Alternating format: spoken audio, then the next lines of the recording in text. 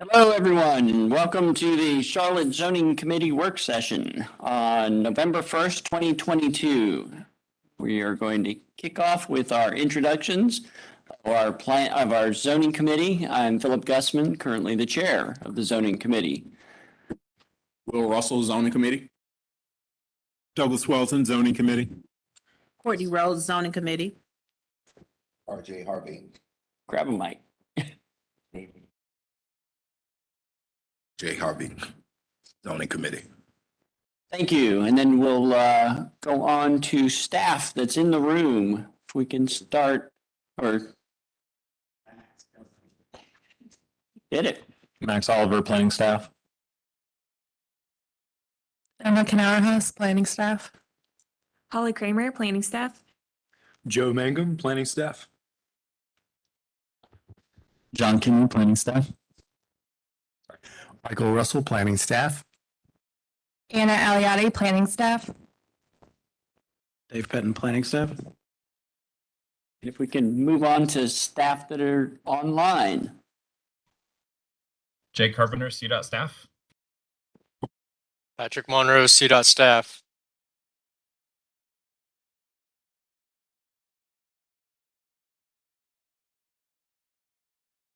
Ritter, CDOT staff.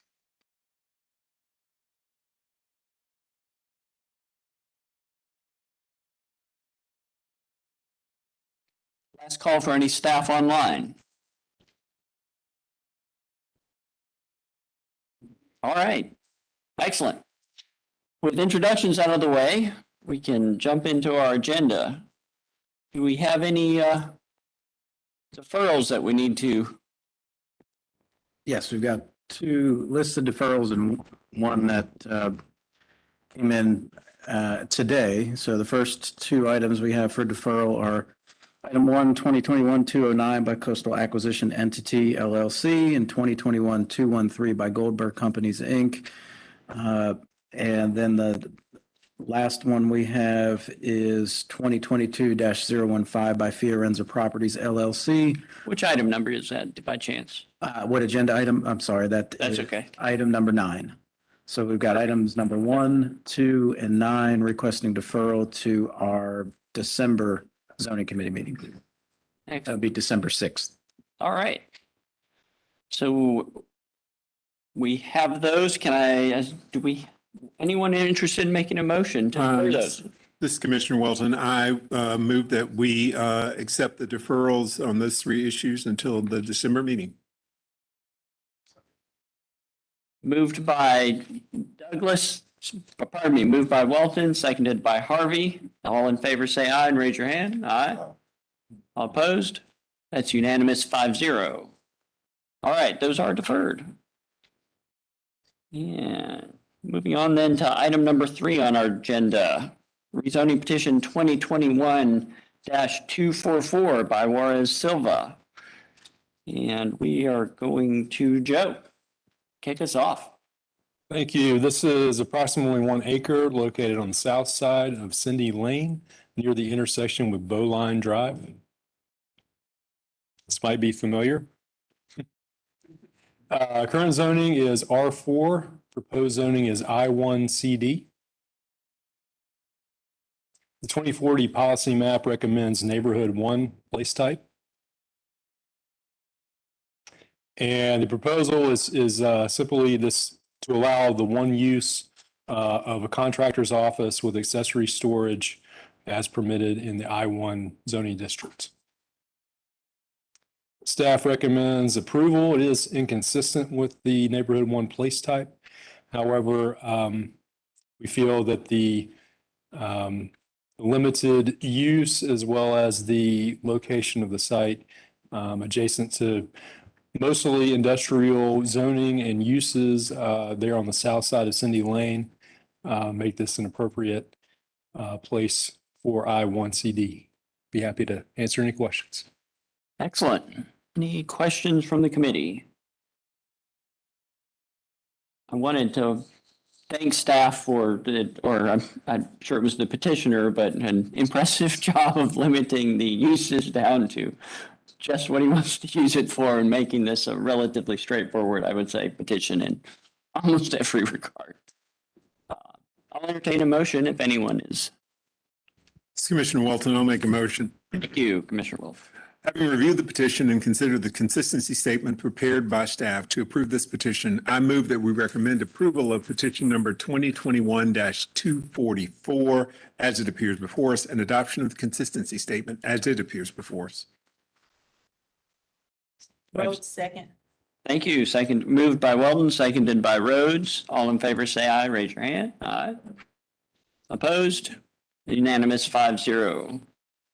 Jumping right into number 4, we do have a busy schedule, so we'll try and keep moving. Number 4, rezoning petition 2021-274 by Dickerson Realty, Florida. And Holly. Thank you. This site is just a little over half an acre on the west side of West Carson Boulevard, north of South Main Street and east of West Palmer Street. The existing zoning, it's taking a little bit while to load from Emma's computer. The existing zoning is MUD, Mixed Use Development District, and the proposed zoning is to go to TOD-UC. As you can see, it's surrounded by TOD-UC all along the site. It touches corners with the I-2 remnant portion and UMUD, as it is just outside of Uptown here on this site. It is a conventional petition, so there's no associated site plan. The adopted place type is Regional Activity Center, so it is consistent with that adopted place type from the 2040 policy map. Because of its location surrounded by TOD-UC surrounding a majority of the site, you can go to the next slide. Thank you. And it is within a half-mile walk of the Carson Station. It's consistent with the policy map. Staff has no issues with this petition, and we are recommending approval of it. I'll take any questions. Any questions? I know that we had a call out in the public hearing. Has there been any changes? I know some community input, but have you seen anything? No changes. They did talk to the community, but there have been no changes. It's continuing for now as conventional. Okay, good deal. And that's what the document held out. So I just wasn't sure if there's anything last minute. Thank you. Any discussion? Motions? Thank you, Douglas. Having reviewed the petition and considered the consistency statement prepared by staff to approve this petition, I move that we recommend approval of petition number 2021-274 as it appears before us and adoption of the consistency statement as it appears before us. Commissioner Russell, second. Motion by Welton, seconded by Russell. All in favor, say aye. Aye.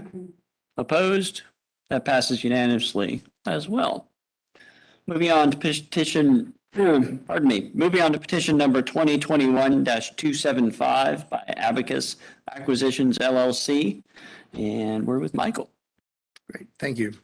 This is approximately 7.54 acres located on the west side of Grimes Street, north of Franklin Avenue, east side of North Graham Street, and south side of West 28th Street. The current zoning is I-2, general industrial, and R5, single family residential. And then the petition is consistent with the 2040 policy map recommendation for neighborhood activity center on the northwest half of the site. And then inconsistent with the recommendation for neighborhood 1 on the southeast half of the site. So the petition proposes to develop a residential community of up to 370 multifamily dwelling units and up to 31 townhome units on the former industrial site. Some of the, read that. They are going to construct a 12-foot multi-use path and 8-foot sidewalk along the site's frontage on Graham Street, and 8-foot sidewalk and 8-foot planting strip along all public street frontages, as well as along both sides of the proposed future Bancroft Street. And they're going to construct the extension of Bancroft Street. They install a left turn lane on the westbound approach of 28th Street and Graham Street with 150 feet of storage. And let's see. They're going to upgrade the crossings and ramps at the northeast and southeast quadrants of the North Graham Street and West 28th Street intersection. They are committing a Class C 31.5-foot buffer with the berm or 6-foot fence between the existing two single-family lots on the southeast corner of the site. They do commit to providing amenity areas, which may include a mix of the hardscape, landscape seating, art, fountains, pools, et cetera. And they do provide for architectural details for both the multifamily and the townhome units. All the outstanding issues have been addressed. There is still a request from CDOT for a sidewalk connection at Franklin and Grimes Street.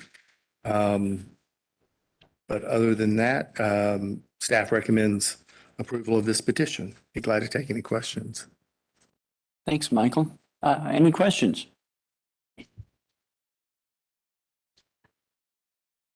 I'm happy to see the connection being replaced, the road. Looks like a lot of parking was the only thing. Was there any discussion about any thoughts there from staff? Surface parking, pardon me. It's a Texas donut, but on the ground. The parking is sort of at least True. on the buildings that are encapsulated. Right. 370 units. There's needs a lot, right? Okay. That was my only concern. That's a good point. Any other questions, comments, motions?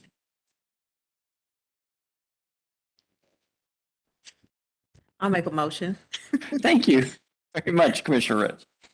Having reviewed the petition and considered the consistency statement prepared by staff to approve this petition, I move that we recommend approval of this petition number 2021-275 as it appears before us and the adoption of the consistency statement as it appears before us. Harvey, second. Thank you. Moved by Rhodes, seconded by Harvey. All in favor, say aye. Aye. All opposed? Unanimous 5-0. All right. On to number 6, rezoning petition 2021-279 by Crescent Communities. Joe, back to you. Thank you. This is approximately just over 61 acres located on the west side of Dixie River Road, south of Sadler Road in the River District.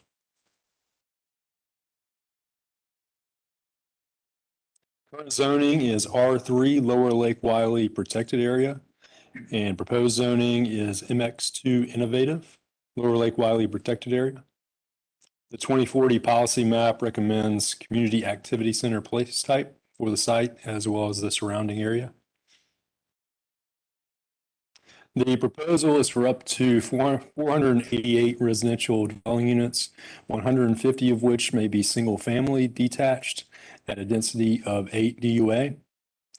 Includes lot standards and innovative provisions, these for the single family detached, of minimum lot size of 2,500 square feet, minimum lot width of 30 feet, maximum building coverage of 70%, and lot standards and innovative provisions for the single family attached of a minimum lot size of 1,700 square feet, minimum lot width of 15 feet, minimum building width of 75 feet, maximum of 5 units per building for the single family attached units that would, those fronting public or private network streets, porches or stoops and blank wall limitations for all corner end units. Also commits to the following transportation improvements, installing traffic signal and restriping at West Boulevard and the I-45 inner ramps, right in, right out access with median on Dixie River Road. That's for the Dixie River Road and access A. Dixie River Road and Access B, construct northbound left turn lane. Sadler Road and Access C would be full movement.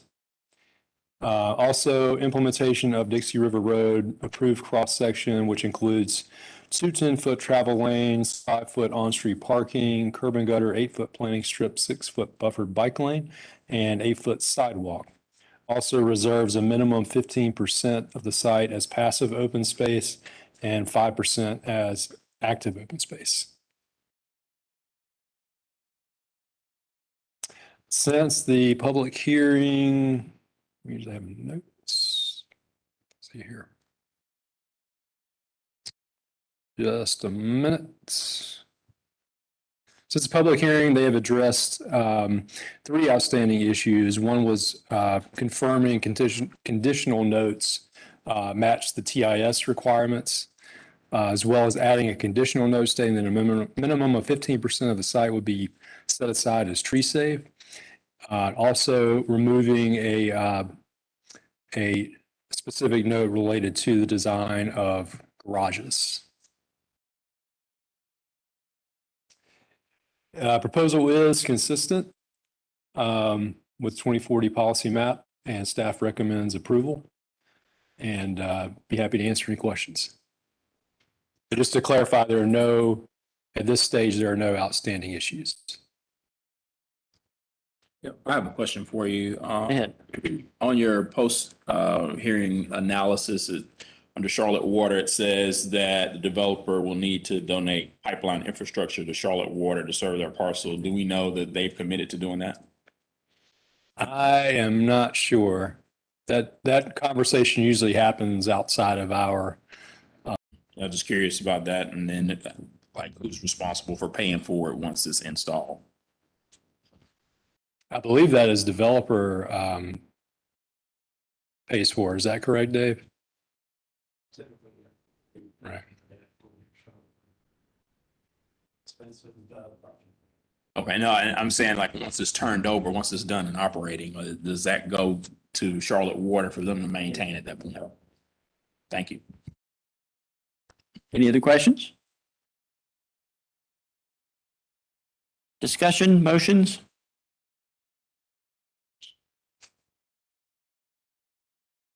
I'll make a motion. Thank you, Douglas. Having reviewed the petition and considered the consistency statement prepared by staff to approve this petition, I move that we recommend approval of petition number 2021-279 as it appears before us and adoption of the consistency statement as it appears before us. Rhodes, second. Properly moved by Walton, seconded by Rhodes. All in favor, say aye. Aye. Opposed? None opposed. Unanimous 5-0 decision. Moving on to number 7, 2021-284 by Beacon Acquisitions LLC and Crescent Communities. Quite the powerhouse team here. Joe. Thank you. This is approximately 146.9 acres located on the west side of Rhine Road, south of Mount Holly Road and north of Belmead Drive. Just west of I-485.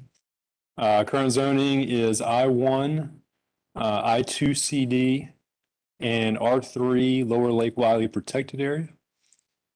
Proposed zoning is I-1 CD, and that's still in Lower Lake Wiley Protected Area. 2040 policy map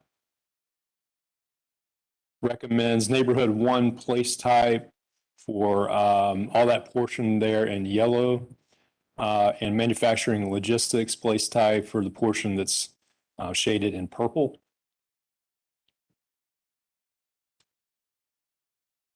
The proposal is for up to 1.775 million square feet of gross floor area of warehousing, warehouse distribution, manufacturing, office, and all other uses permitted in the I-1 district. There are some specific prohibited uses. Maximum floor area ratio of 0.8. New public street extending from Rhine Road and terminating at the creek crossing. That's the red dashed line in the middle of the site.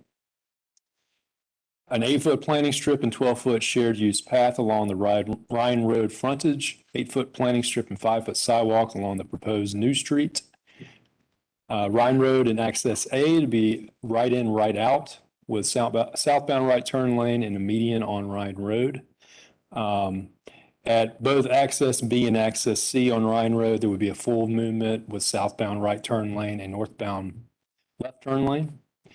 At Mount Holly and Rhine Road, Sonoma Valley Drive, the petitioner is proposing a $250,000 contribution to that intersection, planned intersection improvements there.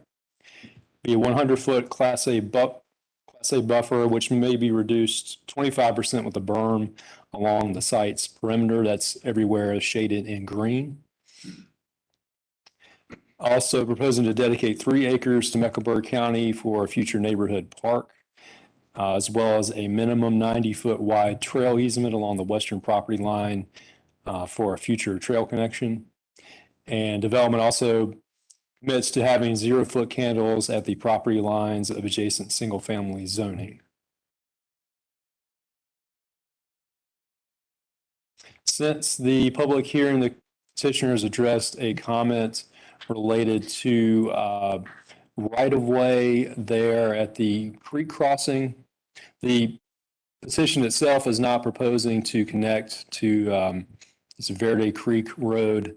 There's a single-family neighborhood across the creek, but staff is ensuring that that may be possible in the future. So making sure that the right-of-way is such that could accommodate that connection. While it is inconsistent for the portion of the site recommended for the neighborhood 1 place type, staff does recommend approval. The site is adjacent to railroad and other industrially zoned properties. Part of the site itself is already zoned industrially. A proposed site plan will provide adequate buffers to the adjacent residential uses. Also, the range of transportation improvements that I mentioned, as well as commitment to dedicating the 3 acres for a public park and the trail easement along the western property boundary, and can facilitate 3 of the 2040 comprehensive plan goals, including the safe and equitable mobility, integrated natural and built environments, and diverse and resilient economic opportunity. I'd be happy to take any questions. Okay. Questions?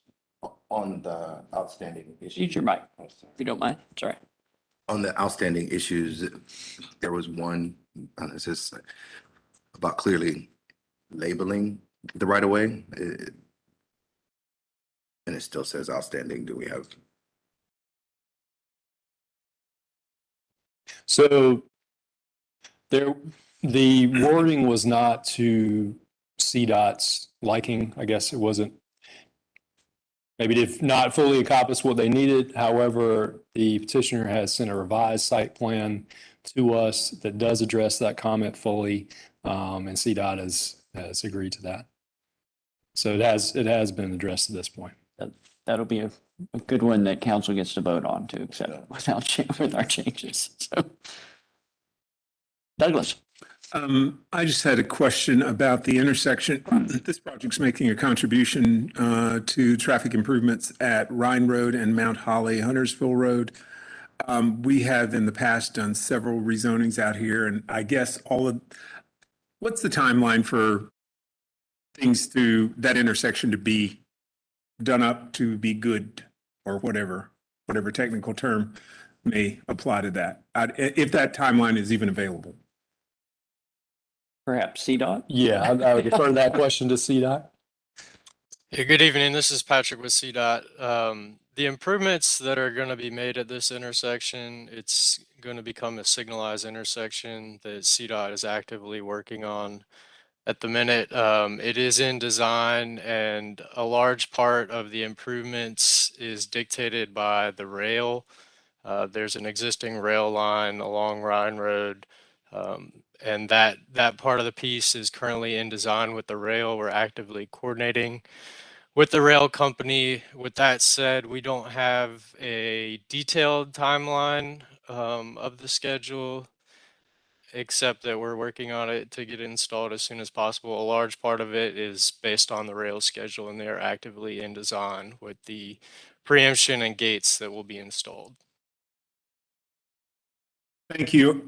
I'll take that as sooner versus later. Is that a good assessment of that you guys you're actively working on it. So when this project finds its way to reality, that those changes may be done, possibly? That would be the goal, but possibly is correct, as it is largely dictated by the rail schedule. Okay, thank you. Roads, brilliant. I have a question. I noticed some of the road improvements. Are there any improvements for Morris Chapel Road in that area? Back to CDOT there. CDOT. please. Yeah. I don't believe there were any improvements identified as part of this petition for Morris Chapel Road. And then my next question, I know that there was some additional follow-up since the hearing. Has there been any more conversations with the community in that area? Because they've raised some concerns when it comes to noise and traffic. I'll just let everyone know it is a closed meeting at this point, so. Joe? I'm not aware of any further discussion. Okay. Thanks. Joe, question for you. So the plan calls for what looks like 100-foot buffer all the way around I'm assuming that's the western side of the boundary. So does that buffer mean that those mature trees will stay as is, or the site will stay as is? That would be my expectation, but I'm not sure that that's necessarily a requirement of that buffer. Is that, Dave, is that fair? Yeah, it could either be maintained or replanted. So the buffer will need to be maintained by the property owner. Is that what I understand? Yeah, in whatever final form, if they either maintain it as is or they take it out and replant, and it still has to be maintained by the developer for perpetuity in that project. All right, I'll bounce one off of you. There was talk about the brownfield remediation that we would be getting an update, or council would at least get an update. I didn't see anything mentioned in the document, but is there any forward motion on that we're aware of? We do. I believe there's representation from the petitioner here that might be able to address that better than staff. Okay, So if you want to suspend the rules that's a good point. and inquire about that, that might. be worth- Do we have this petitioner in the room? Thank you. We would need a motion in order to ask that question. My question's about, is there an update on the brownfield? There was some clarification and information during the public hearing that seemed to indicate they had it, but they didn't have it available. It's Commissioner Welton. I'll make a motion that we suspend the rules to ask the petitioner a question regarding brownfields. Commissioner Russell, second. Thank you. All in favor, say aye. Aye. Opposed? Good deal. That passes. If we could suspend the rules, and we don't have a mic for you. Can Dave lend him a mic? Colin Brown on behalf of the petitioner. I expected that some background on this might help, so I'm going to let my colleague Brittany Lenz and Bo Kappelman, the environmental consultant from Hart Hickman, maybe just give a little bit of overview of the issue and happy to answer questions. Perfect. Thank you very much. So the specific question was, what is the update? Go ahead. Sure. So it was mentioned at the hearing that this was going through the voluntary brownfields program.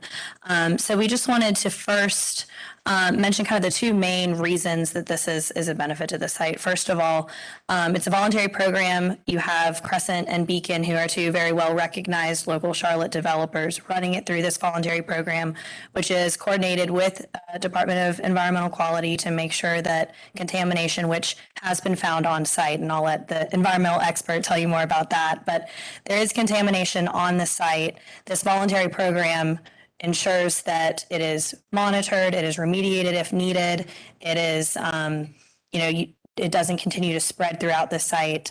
So it's a voluntary program. They pay money to get into it. There are land use restrictions that then run with the land in perpetuity. So no matter who owns it, if they sell it off for the rest of the perpetuity of this property, it would have those land use restrictions. So the brownfields program is looked at very favorably as far as a way of working with contaminated properties. The other point to note that I think started to come out in the hearing, but we wanted to make clear is that although part of the property is currently zoned residential R3, so single family residential, the brownfields program and just in general contaminated properties aren't looked favorably to be a single family residential designation. It's not the most appropriate use for a contaminated site, and brownfields actually won't even accept it, that use in the brownfields program. So our proposal of an industrial site that is not going to further the contamination, it's the light industrial that would be regulated through the Department of Environmental Quality, we feel is a better use for the site than some of that current residential R3 zoning. And I'll turn it over to Bo with Hart and Hickman to talk more of the specifics of the brownfields or what contaminations on the site. I think that was part of the question too. Okay. Sure. Yeah. So I'm Bo Kappelman, the environmental consultant for the prospective developers here. We did quite a bit of environmental assessment as part of their due diligence in the acquisition and development of this site. And given that this property has been historically residential or agricultural, we identified primarily really unknown or off-site industrial uses as potential sources of contamination on this property. Historically, dating back to the 1990s, there's been contaminated water supply wells across this property. Since then, as part of sort of a supplemental assessment in their due diligence, we've done some additional environmental assessment geared towards the potential brownfields path that this property could take, and identified further contamination. The initial contaminations were primarily on the southern portion of the property where the residences were located. Can you identify on the map I'd say the general area? I don't know. South of the proposed roadway, the red dashed line. Right. So roughly the southern half of the property. Okay. There were a number of water supply wells, drinking water wells that have been impacted. The northern portion of the property is adjacent to the Livingstone coatings facility, which you see offsite to the east-northeast of this project site, which is a manufacturing facility for a number of years that produces industrial coatings. Given the proximity to that property and groundwater flow direction, other sort of technical reasons that the releases of hazardous materials at that property have impacted primarily the northern part of that property and could be the source of the contamination identified back in the 90s. So given that contamination, really, and the liability that presents to owners and developers and any occupants or users of the property, in North Carolina, the Brownfields program is really the best path to protect future users of this property. And as was mentioned before, that being the best path forward, a use other than single family residential is the best use that will ensure the safe reuse of the property. While we are suspended the rule, does anyone have an additional question for Douglas? Once the remediation is done, because there's potentially off-site contributors to the current situation, how would that be handled? Or would it be handled at all? In my mind, you go in, you scoop up all the dirt and you take it away and it's all nice and clean and you put the new stuff there, right? And that would be a situation we would arrive at once this property were developed under this proposed zoning, we'd be at ground zero, right? Am I correct in that? Am I making sense? Yeah. I mean, I think that, so first off, the Brownfields program is going to address the on-site issue and it's going to ensure the safe reuse of this project site. It's not going to directly address the off-site contamination. However, any future contamination that would be caused by that off-site facility would be a matter of groundwater migration, which would be controlled by institutional controls on the new site. So there would be deed restrictions and other protective covenants that would be in place to ensure the long-term protection of the project site. Thank you. All right, thank you very much. If you just return your mic. Any other questions or discussion for our committee here? I did have one just side comment though. What is a foot candle? Why is that so definitively recognized? Been doing this a little while. I don't remember foot candles. So that's a zoning designation of the amount of light. Got it. Okay. I do know what it is now. Thank you. I recall. Sorry. All right. If any other discussion from the committee? All right. Well, I would entertain a motion if we are prepared to do so. I'll do it. Thank you, Douglas. I don't want to be here forever waiting for us to make a motion.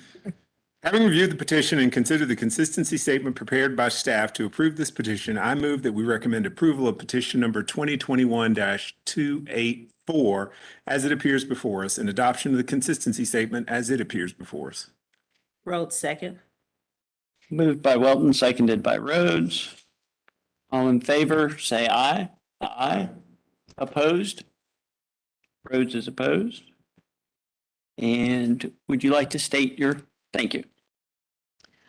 Although I think the project overall is great and I appreciate the environmental budget that's gone into it, I recommend the petitioners continue to work with the community and the neighbors around the area to make sure that they're educated and understand what's going on and to hear their concerns. Pretty sure that as it moves forward with the city council, that would just be my recommendation.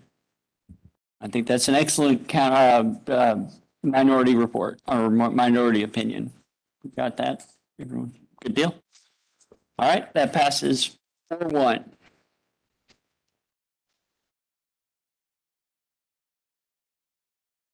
Mike.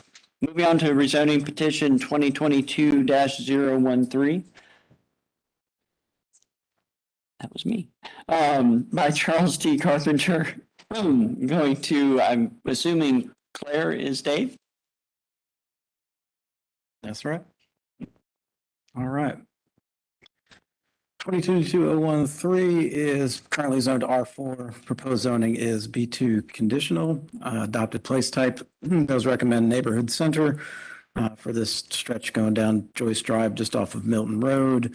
The proposal was for a parking area just there to the left of the existing building with 18 spaces to serve an existing auto repair facility and provide a Class B buffer along those property lines around the single family and the daycare facility to the west of the property, the residential's to the north. No changes are intended for the existing building or the existing parking on that side of the site. And then any additions or redevelopment of the existing building or existing parking will require compliance with all standards of the B2 district. Since the hearing, there were a few changes, just one limiting the building height to 40 feet.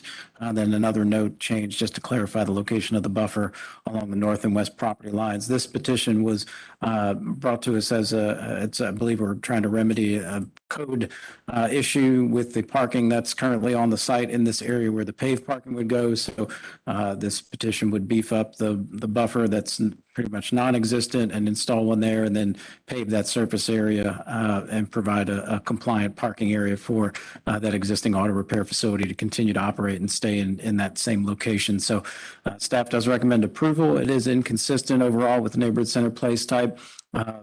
Repair centers are allowed technically a neighborhood center. There's some conditions with this one that wouldn't necessarily meet how they would need to be laid out and put in operation in a neighborhood center. So we did deem it to be inconsistent, but still recommending approval of the petition, and we'll be happy to take any questions that you might have. Thank you, Dave. Questions? One to your last comment there that they had added a provision for limiting building height. That would still only apply to the existing building. Yeah, I'm not, right? I don't know. I have to maybe check in to see what that clarification was put in place for, but it would be, I guess, if they do any kind of vertical Right. expansion, that it would still be capped at a 40-foot building height. Okay, yeah, just a little bit odd. Yeah, they'd still be able to build, onto that building or, make some additions to it. So I think maybe that's why they capped that. Okay. Okay. This is a little bit odd, adding a parking lot basically to a residential area, but we have seen it on occasion. Yeah, we've done a few. I think this one generally we looked at favorably just due to the nature of the business, and we're trying to remedy the code violation and get Right. that cleaned up a bit. Yep. And that's just allow exactly, them I to know keep why we've done operating. this in the past, so. Yep. Any other questions, comments by the committee? Any motions? Thank you, Will. Welcome.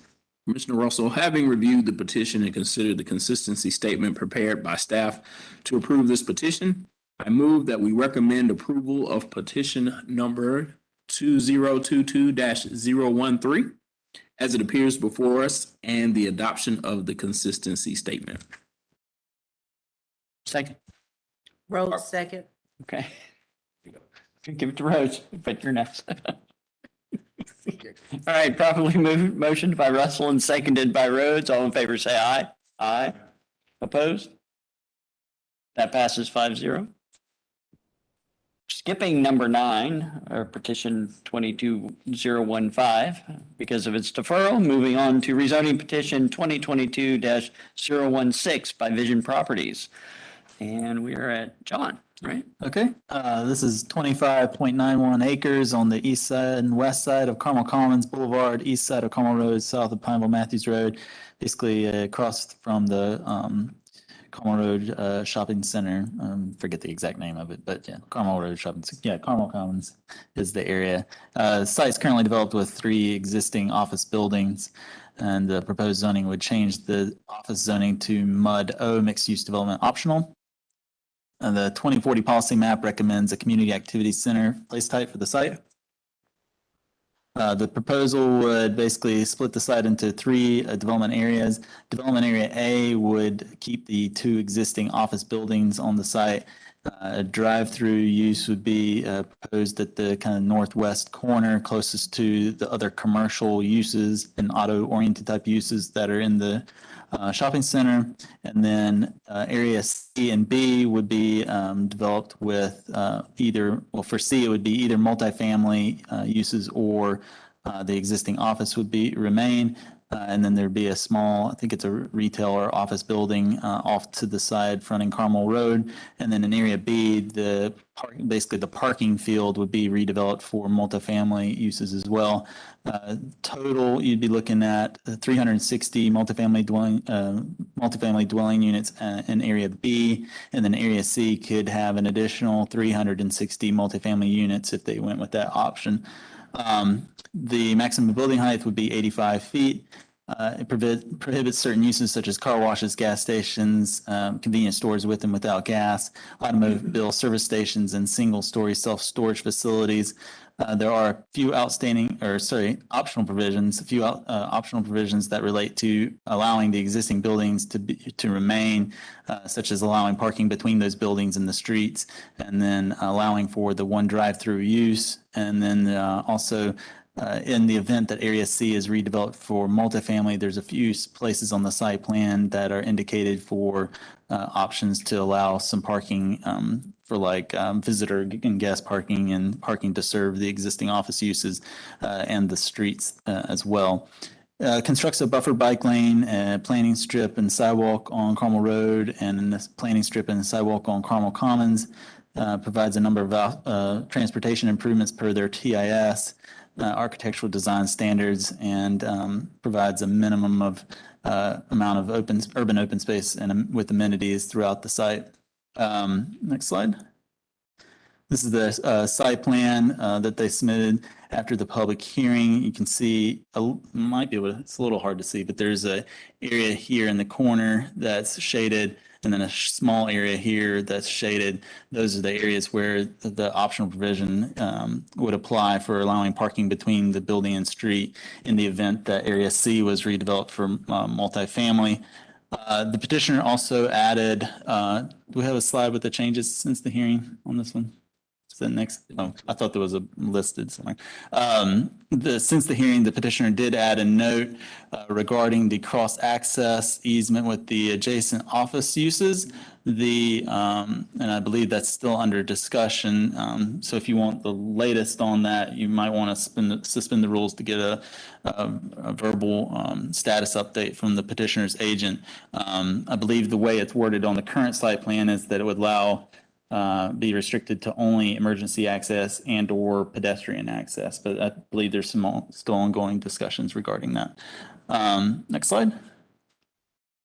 Staff recommends approval of the petition.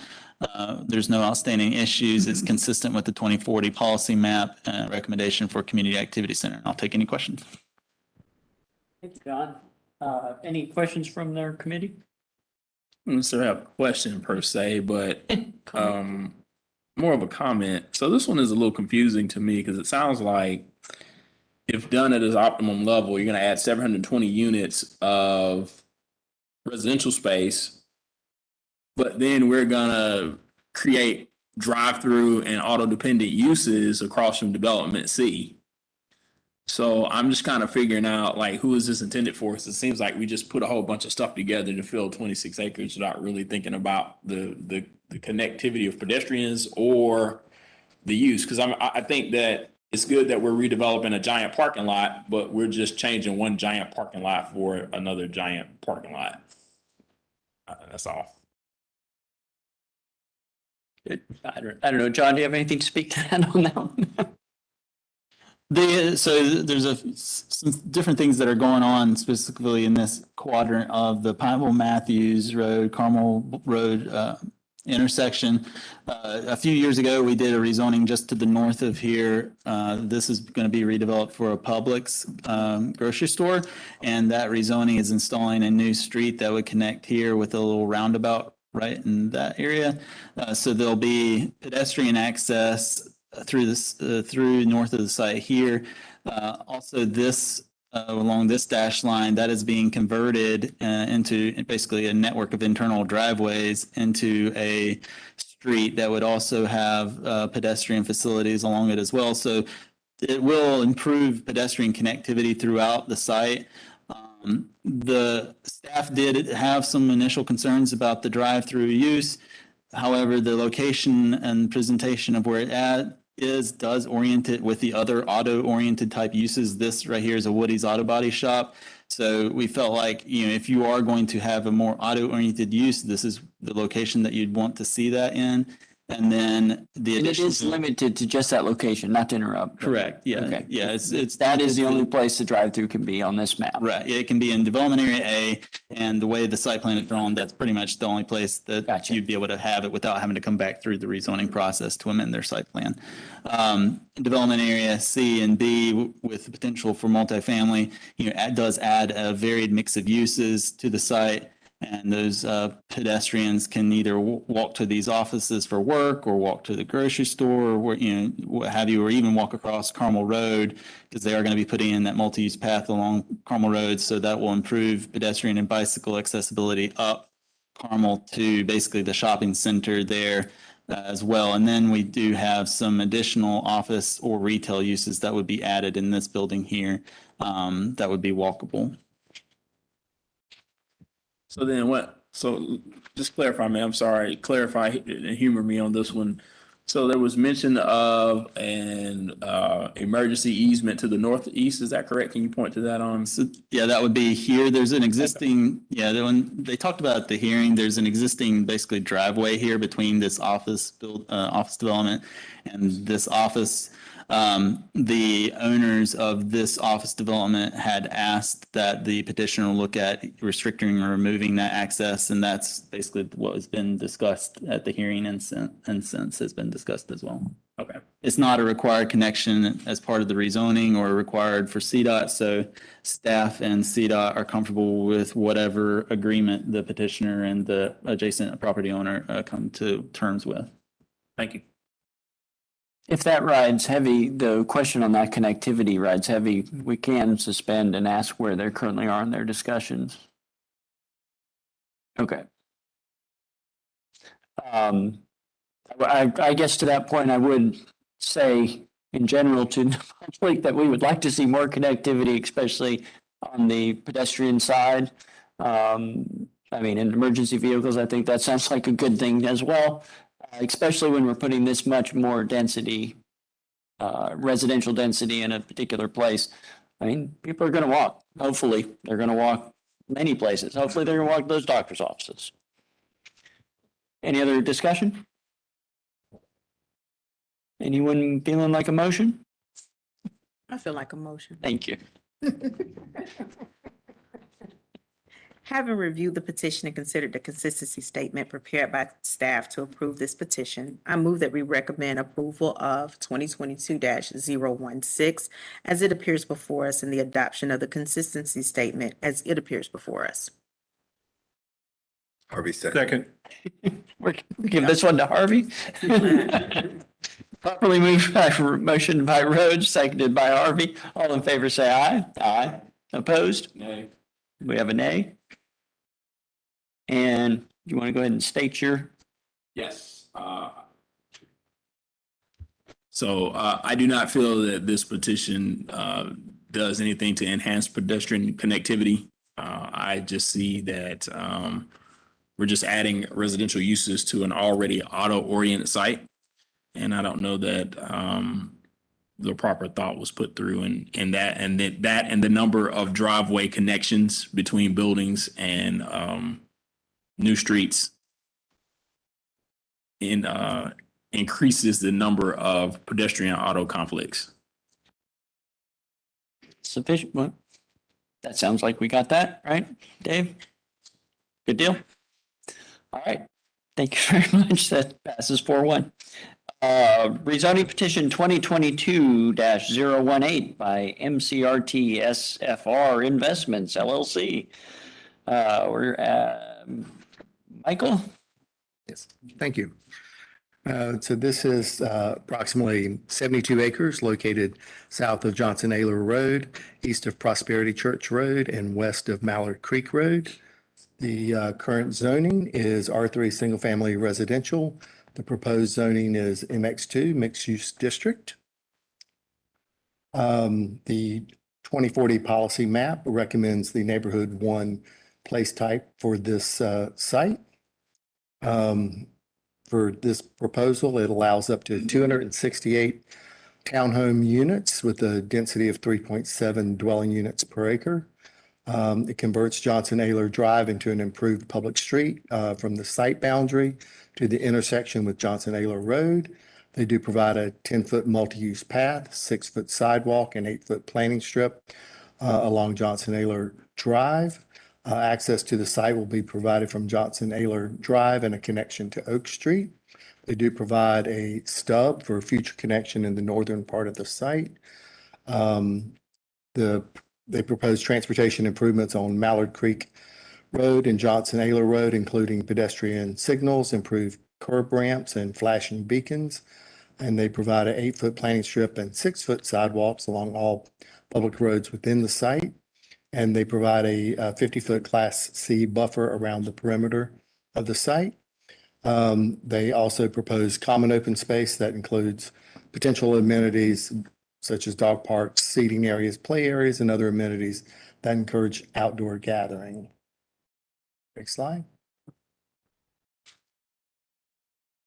So the only changes since the public hearing is that they have one outstanding issue that they have addressed. Next slide. So staff does recommend approval of this petition. The petition is inconsistent with the policy map recommendation for neighborhood 1, but staff feels that it adds to the variety of housing options in the area and compatible with the existing residential uses and the campus place types that are adjacent to the site. And given that it's relatively low, 4 units per acre. So that's it. Thank you. Will? Yep. So I'm gonna jump on this one. All right, so this one causes me some heartburn because number one, it's in between 2 campuses. So to the west is Corvian Middle and High School, and then directly to the north is Mallard Creek High School. So that first baseball diamond is the softball field, and then you can see the stadium there to the north. So the conversion of Johnson Ayler private drive into a full-blown street is gonna essentially, you're gonna take 268 townhomes and have people driving through a high school campus. all day, every day. Because that's the only way in and out. And then the entrance at the bottom to Ernest Russell Court is the only way in and out of the site. So access is a big concern with me on this one. We're also bisected by the Duke power easement. So that's why you got that little neck and those townhomes that kind of sit in the south. That I know why they did it, but it doesn't make a lot of sense. And I just don't see those being an attractive use. But the main issue I have with this is that this area is under the 2015 Prosperity Village Hucks Area Plan, which is specifically designed to not only get us a variety of housing, but to make this a pedestrian-oriented area. I think the city's done a good job of doing that, especially in the core of the village, which is less than a mile from where this is. There are actually some good townhome and multifamily home developments that are going on to Johnson Naylor, which is just off north of the screen. I don't see that adding 268 townhouses jammed behind two schools and between two schools and an easement is a good use of that property, nor do I think it really fits in with the Prosperity Hucks area plan. So I'll shut up now. Thank you. Was there a question you wanted to answer in there? Why? I'm just checking. Okay, that's fine. Yeah, the one thing I'll just say is the Prosperity Hucks plan, we can't use that as a basis for any of our land use recommendations at this point. That plan's been retired with the adoption of the 2040 plan and the policy map, so. Dave, thank you for that update. That's good information to know. Michael, can you give me a little bit more detail? You said there were some improvements to Johnson Orler Road.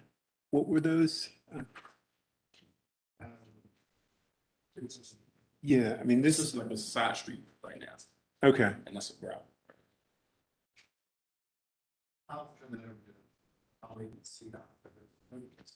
Can we get CDOT to chime in?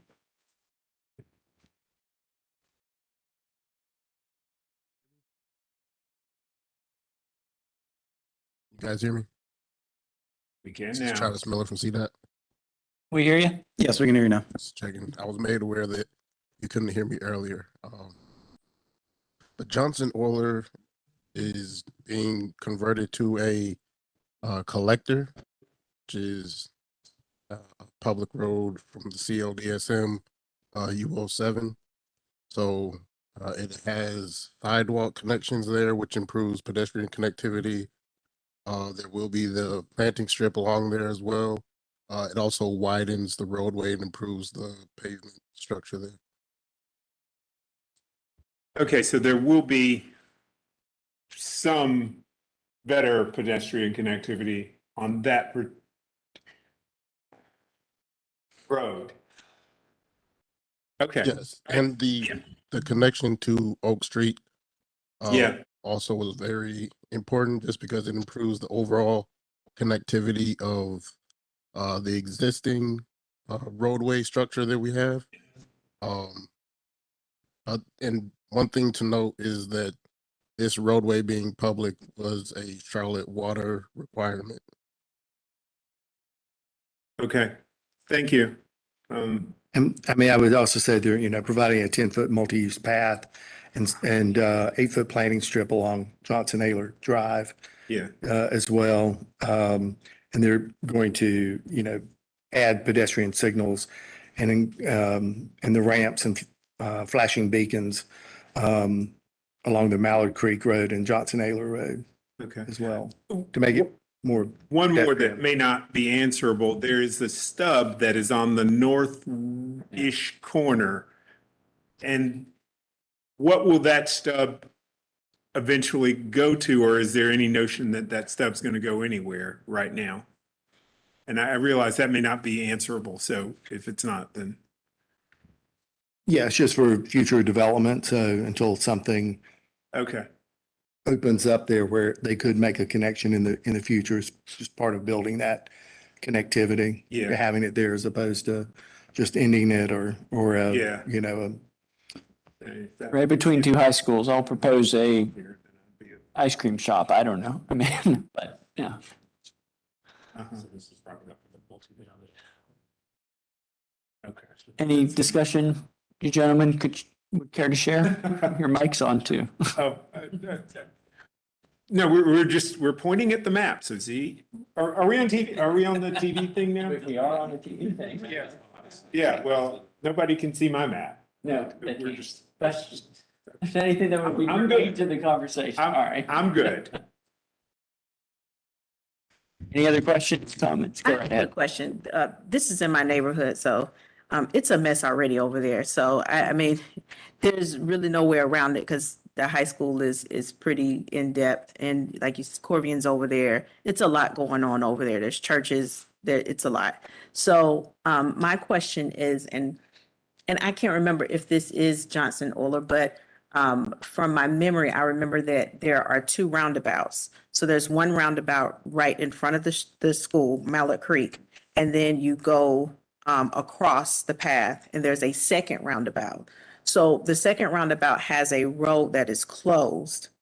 Is there any discussion of opening that up? Because that could lead to an exit out of 485. If I could see that helping some of the traffic since they're adding more townhouses.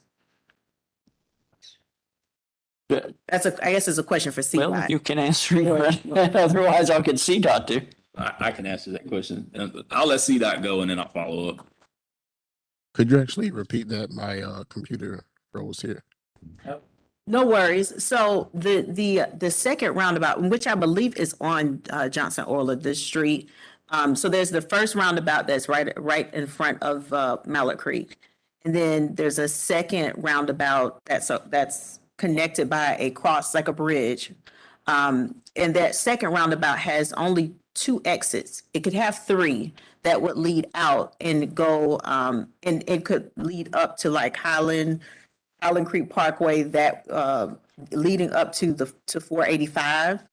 Is there any discussion of opening that road up as another exit out of that area? So there's a planned connection there, but nothing is funded at this time. Okay. Anything to add, Will? Yeah, so Courtney, to your point, that traffic circle that's north of 485 does have two prongs. Yeah. There's a rezoning right now that has some townhomes that are going, I think, just north of there in this area. Yeah. So at some point, there will be that fourth connection that goes to the north, but that's dependent on what happens with that piece of property. Okay. Okay. Well, duly noted.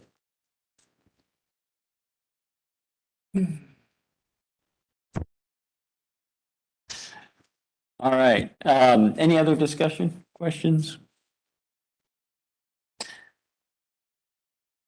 This, my comment seems silly by comparison, but the only one I had was and I understand and see why, but the cul-de-sacs that we have to add in order to make this particular plan work, because we can't have the connectivity to the adjacent neighborhoods because they all have cul-de-sacs, continues to be us living with the problems we created years ago.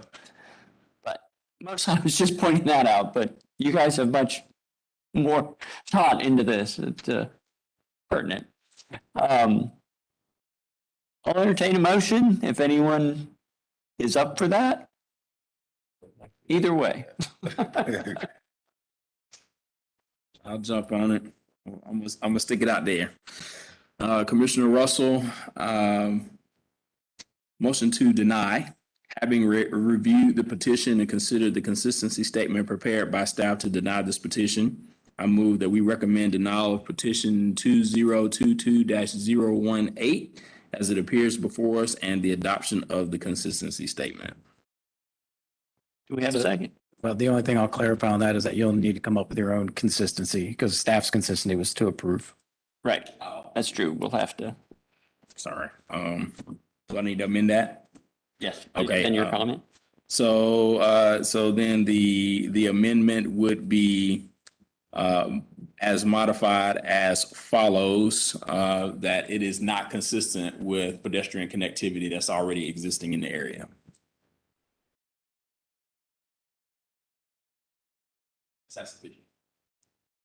Dave?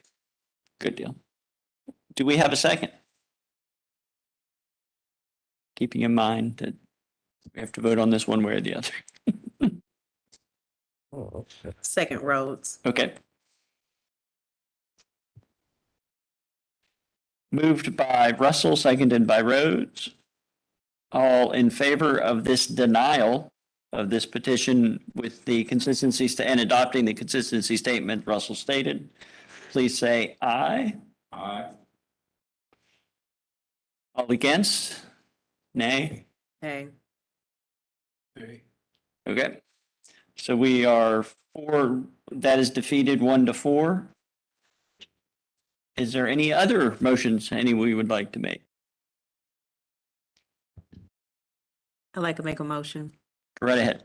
Having reviewed the petition and considered the consistency statement prepared by staff to approve this petition, I move that we recommend approval of petition number 2022-018 as it appears before us, and the adoption of the consistency statement as it appears before us. Harvey second. Moved by Rhodes, seconded by Harvey. All in favor, say aye. Aye. We are 3.5 reluctant one, 4, and any against? Russell is against. And you want to go ahead and make your correct? Yeah, and you. Yeah, so my concern is just that the connectivity is lacking, and it does not provide the pedestrian connectivity nor the pedestrianized development that this area has seen to date. This is Commissioner Wells tonight. I would just, I was kind of really a half there in the sense that I do agree with Commissioner Russell's notion of further investment in pedestrian development of this area. However, I do see that there are some positives to the placement of this, and I don't live in the traffic every day, but I think that there could be some positives with that. But again, I would hope that the developer would go forward and somehow find some other pedestrian avenues to make this all nicer. Yeah. I agree. I think we have a lot of support for that additional statement. This one does pass 4-1, 4-1. And you've got the statement for the opposition. I would like to give our newly joined, but our recently joined the meeting commissioner a chance to introduce herself real quick. I'm Melissa Gaston. Thank you. And moving on to rezoning petition number 2022-026 by Cross Commercial Real Estate Group. And we are with Joe. Thank you. This is approximately 3.15 acres on the southeastern corner of the intersection of Steel Creek Road and Shopton Road West. Current zoning is R3, Lower Lake Wiley Protected Area, and proposed zoning is NS, Lower Lake Wiley Protected Area. The 2040 policy map recommends neighborhood 1 place type for the site. The proposal was for up to 25,000 square feet of neighborhood services uses limited to financial services, pharmacy, office, medical office, daycare, and that drive-through, an eating and drinking and entertainment establishment, but without a drive-through. It is now limited to a drive-through only for the pharmacy or financial services uses. Both of those uses would require a CDOT and NCDOT approval for stacking analysis for the drive-through facilities. Also commits to a Class C buffer or adjacent to properties that are residentially zoned or developed. That's the area in green on the site plan. Building height would be limited to 45 feet. Also commits to several transportation improvements, including dedication of 60 feet of right-of-way from the center line of Steel Creek Road and 65 feet from Shopton Road West. Implementation of an 8-foot planting strip and 6-foot sidewalk along the site's Shopton Road West frontage, an 8-foot planting strip and 12-foot multi-use path along the site's Steel Creek Road frontage, or with an option to pay in lieu. Construction of eastbound right turn lane with 100-foot of storage at access point on Sharon Road West. Construction of southbound right turn lane with 100 feet of storage at access point on Steel Creek Road. Extension of the median on Steel Creek Road to 100 feet past the proposed driveway radius tangent, as well as construction of a bus waiting pad on Steel Creek Road. Since the public hearing, the petitioner has addressed a comment to remove drive-throughs associated with EDEEs as a permitted use. Additionally, there's been a subsequent site plan submitted that the petitioner clarified that the drive-throughs could only be for pharmacy and financial services.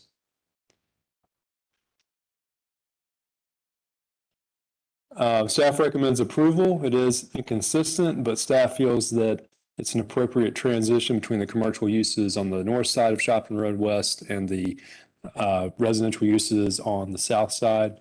Also provides several transportation improvements that will help both vehicular and pedestrian circulation in the area. Be happy to answer any questions. Thank you, Joe. Any questions from the committee? All right. Commissioner Rose, just Go right not a ahead. question, just a comment. I'm glad that they took the recommendation of council in removing the drive-throughs, so. I'll second that, and I was going to commend the innovative way to handle that. While this is a more auto-oriented part of our city, I know we frequently, this committee feels strongly about drive-throughs. Leave it at that. Yes. I didn't say you. Any other question, comment, or decision or discussion? Motions? Perhaps someone to my right? Anyone? I will make a motion, having reviewed the petition and considered the consistency statement prepared by the staff to approve this petition. I move that we recommend approval of petition number 2022-026 as it appears before us, and the adoption of the consistency statement. Second? Excellent. Gaston, thank you for hitting the ground running, by the way, Commissioner Gaston. Properly motioned by Gaston, seconded by Harvey. All in favor, raise your hand and say aye. Aye. Opposed? That passes unanimous 6-0. Moving on to number 13, rezoning petition 2022-030 by Vlastimil Didic, I believe. Dave? All right, 22030. It's just about 0.36 acres. Located at the intersection of Matheson and Pinckney Avenue. It is currently zoned R5. They are proposing to rezone to UR1 conditional. Adopted place type is for neighborhood 1 in this location. The proposal would allow a 2,474 square foot single family detached residential home, and then 2 attached single-family residential units or a duplex at the corner of Pinckney and Matheson. Access onto Pinckney Avenue would include a shared avenue and shared access path to be shared by the attached residential units, and then propose 8-foot sidewalk and 8-foot planting strips along both road frontages. Since the hearing, they did provide some additional language stating the proposed intersection and frontage improvements on Matheson are being done by the city's CIP project. Also clarifies the information and language pertaining to setbacks and streetscapes, added some architectural standards pertaining to design of entrances, pitched roofs, usable porches and stoops, treatment of those corner units, garage doors and walkways, and also limit the building height to 40 feet.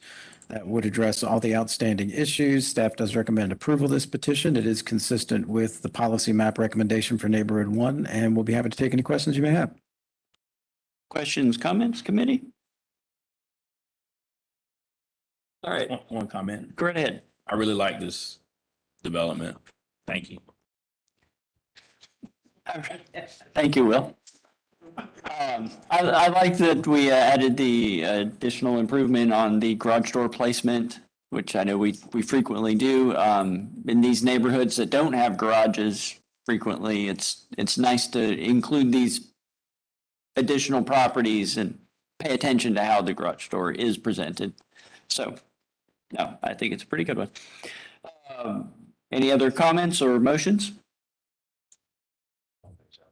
All right, Commissioner Russell. Recommendation to approve, having reviewed the petition and considered the consistency statement prepared by staff to approve this petition.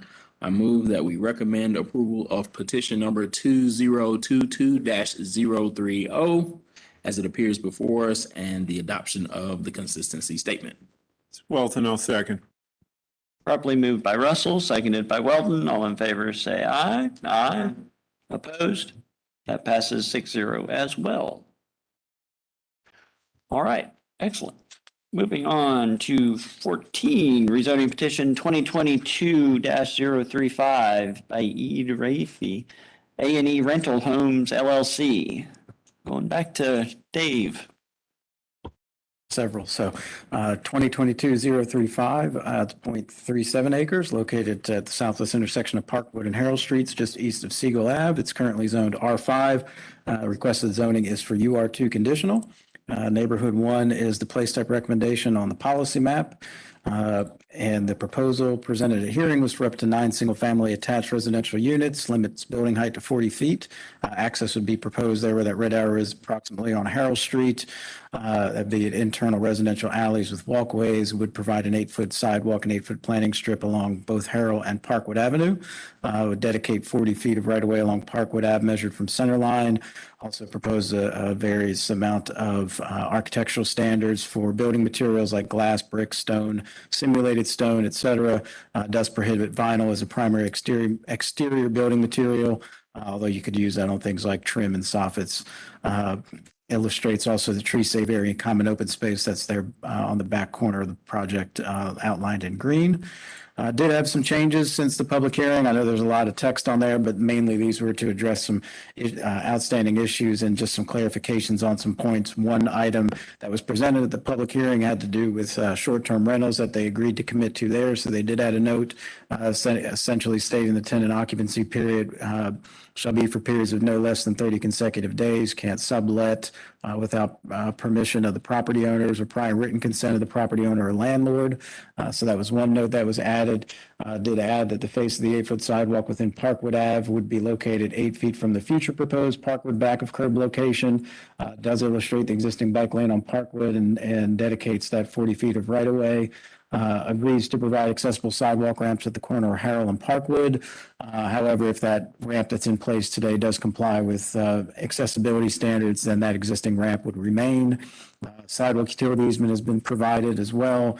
And then also address some of those architectural standards we discussed in the last petition for corner units, and also just how they're raised 12 inches above the adjacent public sidewalk. Does commit to installation of a masonry screen wall located between the residential two-way alley illustrated on the site plan.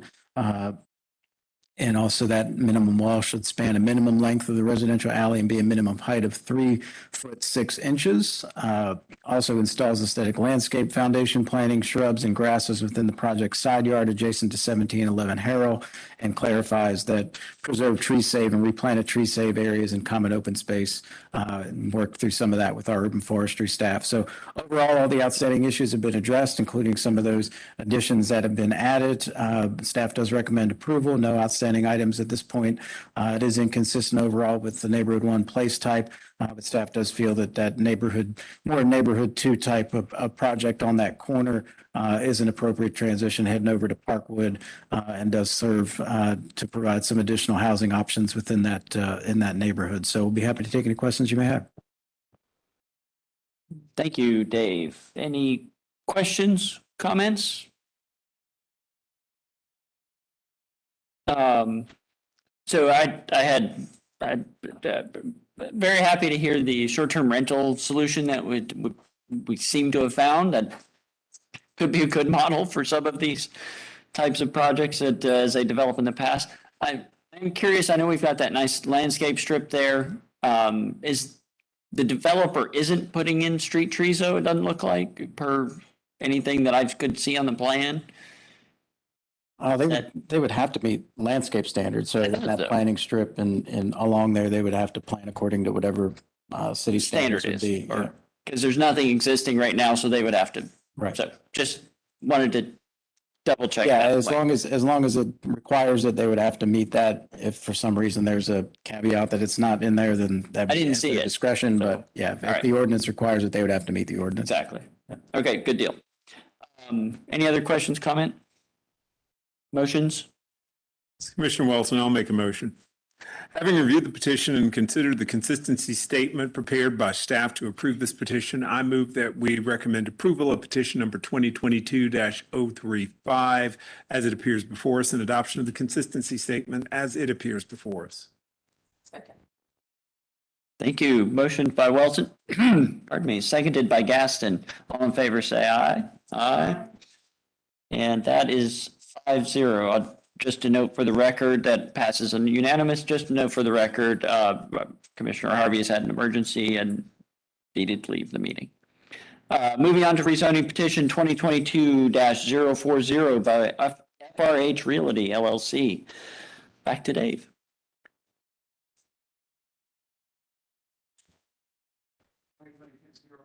Excuse me, I turned my mic on. It's just over 3.5 acres on North Tryon Street.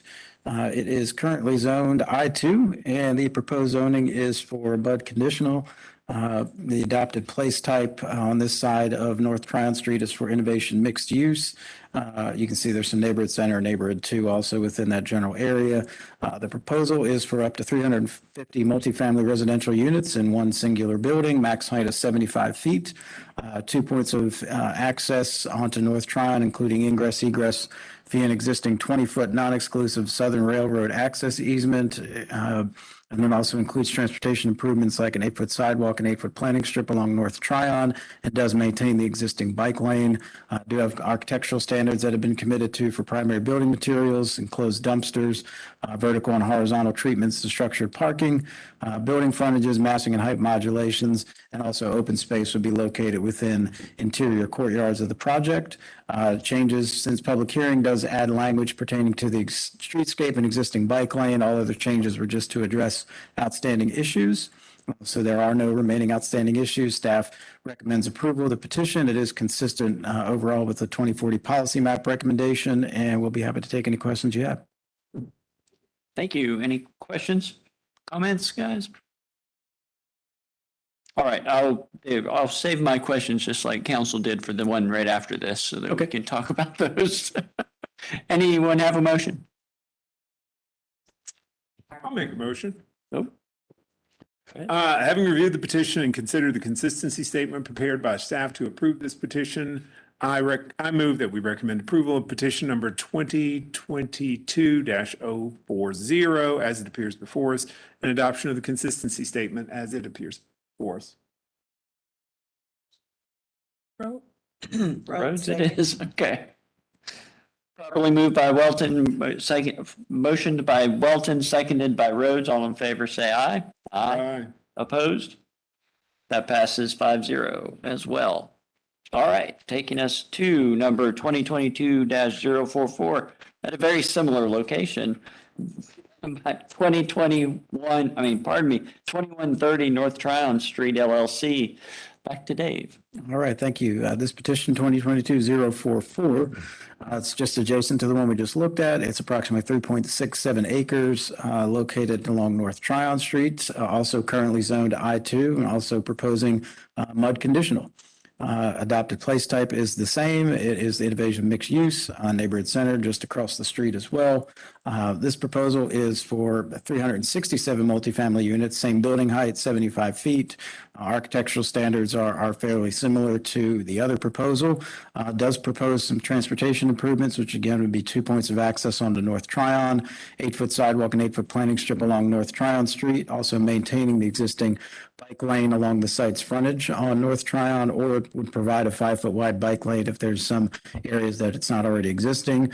Would also construct a right turn lane building with 100 feet of storage and appropriate taper on North Tryon at the proposed access points per NCDOT. That would also be, if feasible, based on adjacent existing building conditions at the time of permitting.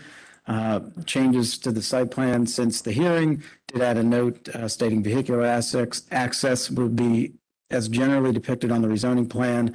Placements and configurations are subject to any minor modifications required to accommodate final site and construction plans and designs and any adjustments.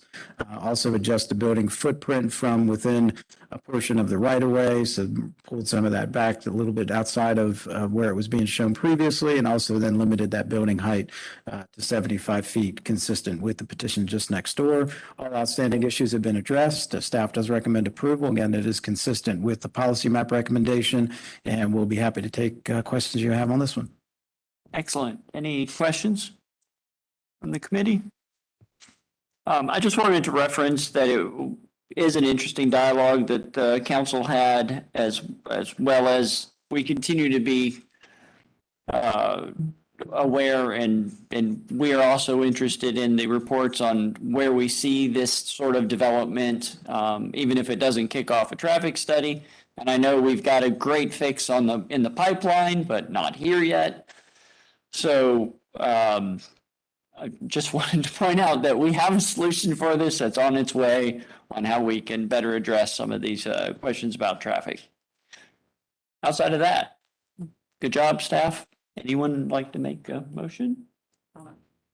Mr. Gasser, go right ahead. I'm making a motion to approve, having reviewed the petition and considered the consistency statement prepared by staff to approve this petition. I move that we recommend approval of petition number 2022-044 as it appears before us, and the adoption of the consistency statement as it appears before us. Properly motioned, Gasser. Commissioner Welton, I'll second. And seconded by Welton. All in favor, say aye. Aye. Opposed? That passes 5-0 as well. Rezoning petition number 2022-045 by Dream Key Partners. And back to Holly. Good job. Thank you. The first thing I'll note is that the acreage is just less than half an acre different, or about an acre different, because they had a new survey done. The rezoning boundary hasn't changed at all. They just had a more accurate survey done recently. So it is 15.76 acres as opposed to the 16.43 listed there, at the southwest intersection of Wheatley Avenue and Ellington Street, north of Billingsley Road. The current zoning is a mixture of three, so it has a bit of O1 conditional, and R5, and is proposing to go to UR2CD and UR1CD. The, sorry, can you go back one real quick? The UR2CD is for a majority of the site that's in the office zoned area, and then the UR1CD is for the lower portion of the office area. So UR2 for most of the site. You can go ahead, sorry. The policy map recommends campus in neighborhood 1. So there is that portion that goes up on Rodman Street. That's the neighborhood 1 bit, it's just one small parcel there. That's development area C. And the rest of it is campus. That follows just the existing land uses on the site. So the proposal itself is, wow, that's small font. I didn't realize that. No, I got it. Thank you. I actually can pull it up here. So it is for 3 different development areas. So I'll break it down that way, and I think that'd be a little bit easier to discuss. But all the units being proposed are to be offered at 80% EMI for sale or for rent, sorry. So development area A, which is the majority of that site, where you see the new public street proposed, that red line outlines the small development area B portion, and development area C is that one parcel off Rodman. So development area A is for up to 160 multifamily units, as well as up to 80 age-restricted independent living units. So senior living facility, that's shown there on the site plan as the age-restricted units, and then you see the 2 multifamily building units proposed. Also within that development area are 38 townhome units. Those are largely along Wheatley Avenue as well as Ellington, with just a couple actually internal to the site, and a large open space, 10,000 square feet of village green common open space in the area. It'll also include either private open space or usable common open space for those townhome units. And there is a small amenitized open space also for the age restricted units. So open space throughout the site. Development area B is for up to 30 single family detached homes. That's that southern portion I was telling you about. And that's also right along the proposed trail connection. So there will be an easement to Mecklenburg County Parks and Rec for that trail connection that will eventually connect to two parks in the area. So the easement extends from the southern portion of the site, and then where the Wheatley Avenue extension is proposed next to Development Area C, there's also a bit of the MCPR trail easement so that it will connect through the site and eventually, I think, to Randolph, Greer, two parks in the area is the idea that it'll help to facilitate those connections. So as I mentioned, Development Area C is just that one parcel, and they are proposing a duplex. I can go over max heights really quickly. So duplex will be a max height of 42. 42 feet is also the maximum height for single family detached units, and 69 feet is the maximum height for the multifamily apartment buildings, and 52 feet for the townhomes. There are some transportation improvements included, but I'm not going to go through all those, but I'll be happy to answer any questions. You can go ahead. So since the public hearing, just addressing some of the outstanding issues, so label and dimensioning some curb and gutter notes on the site plan, dimensioning the typical driveways for the single-family attached units along Ellington and Wheatley, and clarifying that that trail easement does extend out to the Wheatley Avenue extension proposed. There's one remaining outstanding issue, and that's just to clarify some of the notes that CDOT offered, and the petitioner has already committed to addressing that outstanding issue, so we should be good to go. I believe they're actually submitting the revised site plan tonight. So like I said, it is inconsistent, well, largely inconsistent with the policy map recommendation of campus. It is consistent technically in that neighborhood 1 portion area that is Development Area C. It is offering affordable housing. This is Dream Key Partners. We see them come through with affordable housing projects not infrequently. So staff believes that this would be a huge boon to the area, and I'd be happy to take any questions. Excellent. Will? Got some questions. Holly, just for clarification, sounds like you've got, is the 80, are the 80 units separate from the 160, the age restricted, or are they mixed, or is that part of the 160? That's a separate? Yes, that's correct. It's a separate facility. So the two multifamily buildings that are surrounding that open space, the Village Green, those are 160, and then separately an additional 80 units for the senior living. And I also meant to mention in that building for the age restricted units is up to 2,000 square feet of medical office uses. Okay, so, and then just one follow-up. So we know that the age restricted units in medical office space are the affordable units. Do we know if the multifamily units are? Oh, so all of the units on the site are being offered at 80% AMI. Okay, that's what I want. I wasn't clear about that. Just thank you. Any other? Go ahead. Just a quick question. Can you pointer me where the connection is to Randolph? Did you say Randolph Park? Yeah, I thought you said from Wheatley to Randolph Park. So Greer, actually, could you go back? Maybe it's in, we can see in the larger. Not Wheatley on the site. site plan is ending in a cul-de-sac. So Wheatley Avenue, there's a Wheatley Avenue extension. So the pedestrian connection is from that southern portion that is already identified on the site plan and where I pointed to. Okay. And then it extends up through the development area to the terminus of Wheatley Avenue. And that's the remainder of the MCPR trail easement. Okay. So that's for providing future connection to Randolph Park and Greer Heights Park. I did not hear the word future before, but now. Okay, sorry. That's my bad. It makes so much more sense. Thank you. Any other questions? I just wanted that. Go ahead, hit your mic on your butt. There you go. They can hear me anyway. I know, but the people online. Okay, got you. Thank you. I really like this because it is the 80% and affordable housing is so important in Charlotte. So I think it's great. I also like the fact that they have the 4 EV parking spots. So that's great, even though they're doing affordable housing. So kudos. I was hoping you'd have comment. Good deal. Any other questions, comments? Motions? I'm making a motion. Right ahead. Having reviewed the petition and considered the consistency statement prepared by staff to approve this petition, I move that we recommend approval of petition number 2022-045 as it appears before us and the adoption of the consistency statement as it appears before us. Rhodes, second. Excellent. Motion by Gaston, seconded by Rhodes. All in favor, say aye. Aye. Happily. And opposed? None. That passes 5-0 as well. Thank you, staff. I know that was a lot. All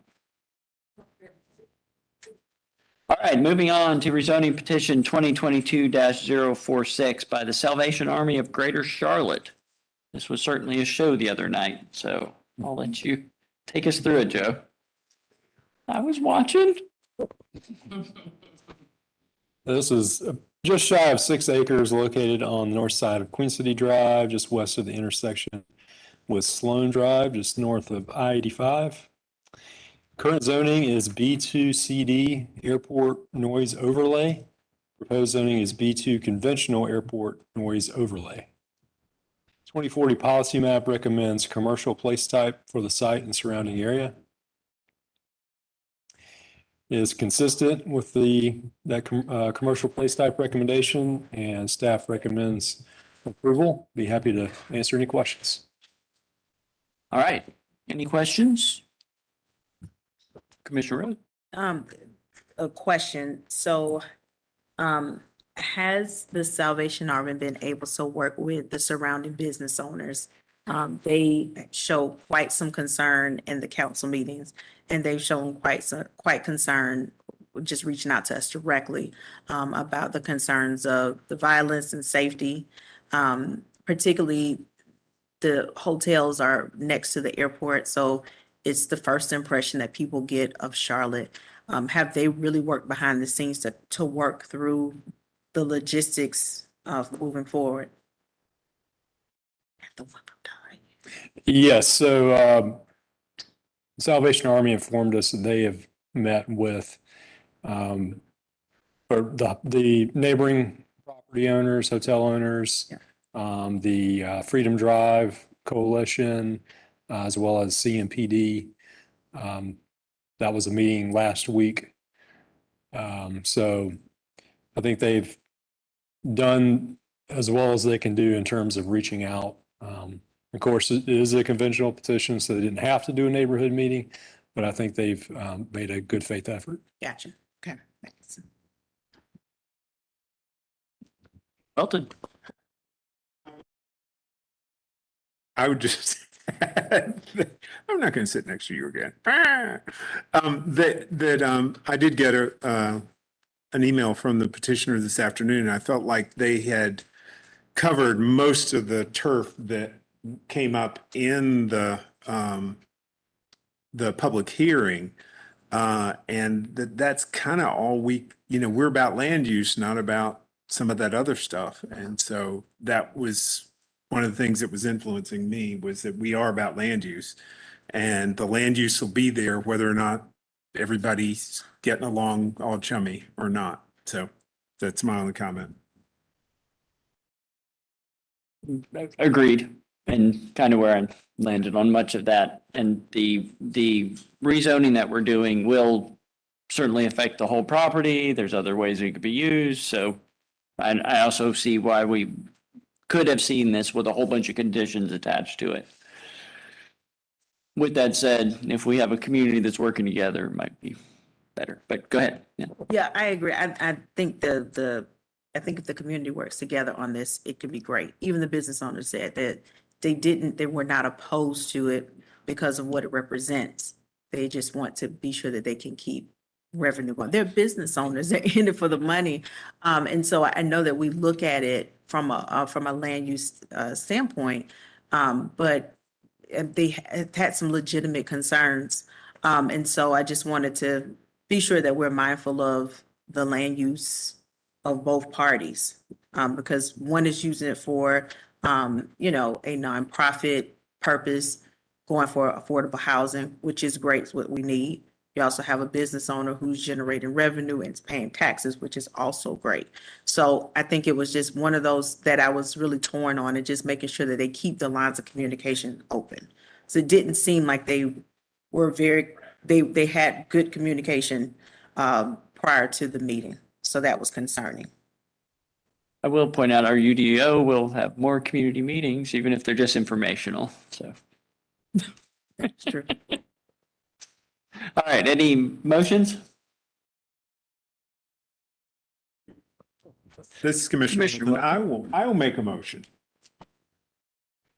Having reviewed the petition and considered the consistency statement prepared by staff to approve this petition, I move that we recommend approval of petition 2022-046 as it appears before us, and adoption of the consistency statement as it appears before us. I second that. It's properly moved by Welton, seconded by Gaston. All in favor, say aye. Aye. Opposed? Passes 5-0 unanimous. All right. Moving on to rezoning petition 2022-050 by Ascent Real Estate Capital. And that's a John. Okay, this is 2.94 acres on the northeast intersection of Long Avenue and Connection Point Boulevard, west of East Independence Boulevard.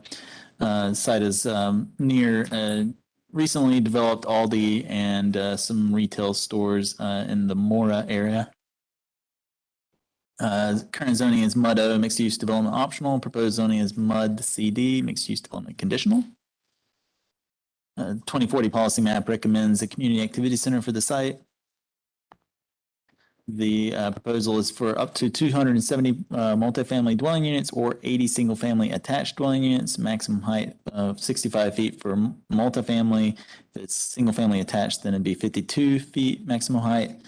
Would be a public or private street with a public access easement along the kind of northeast edge of the parcel. Constructs 8-foot plane strip and 6-foot sidewalk along the proposed private street, and then indicates potential vehicular access points, and commits to a minimum of 5 guest parking spaces on site if this or as on-street spaces along the private street of the connector, and then commits to installing some pedestrian curb ramps along the site's frontages and architectural design standards for both multifamily and single-family uses. Next slide. There haven't been any changes since the public hearing. The petitioner has already addressed all the outstanding issues. Staff recommends approval of the petition. It's consistent with the 2040 policy map recommendation for Community Activity Center. I'll take any questions. Thank you, John. Any questions? Looks like Welton. John, just some clarity. We've done this property previously, correct? Yeah, I don't know the exact year of the previous rezoning. If I'm looking at in the hearing thing, it's like 2019. And this is a CD instead of a -0. What specific changes were made? Right. Yeah, it's in a way it's a site plan amendment. That's why. But because the new proposal would not require any optional revisions, is basically a new rezoning to do MUD CD as opposed to the MUD O that was previously proposed. And the reason for at least one of the reasons for the MUD O previously is it was tied to the Aldi and the auto. There's a auto. I think it's a gas station that was the NS, and then the Aldi and the retail store was I think MUD.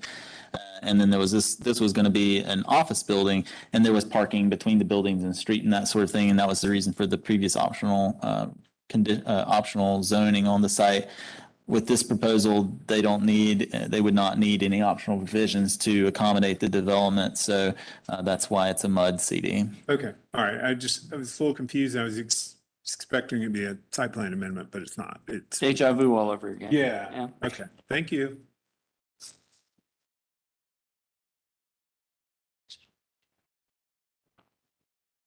Anyone like to make a motion? Hey, I'll make a motion. Thanks, Douglas. Hey, I'll make a motion.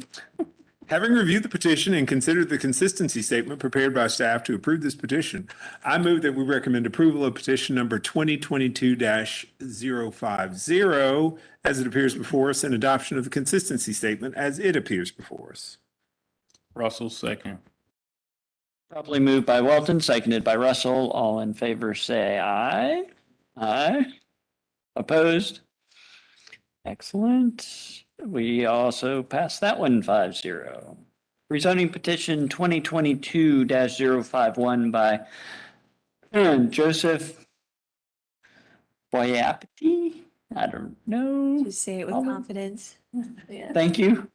I'll let you keep saying that then. Go ahead. Sounded good to me. Ollie, after you. We're not left. No, I hope so. I mean, I haven't been able to myself, so. This site is just under 5 acres located on the south side of Sam Neely Road, west of Steel Creek Road, and east of Crislin Woods Place. The current zoning is R3 single family residential and is proposing to go to R8 conditional single family residential. I will note it's next to I-1, just to the right of the site, and I-2 further east.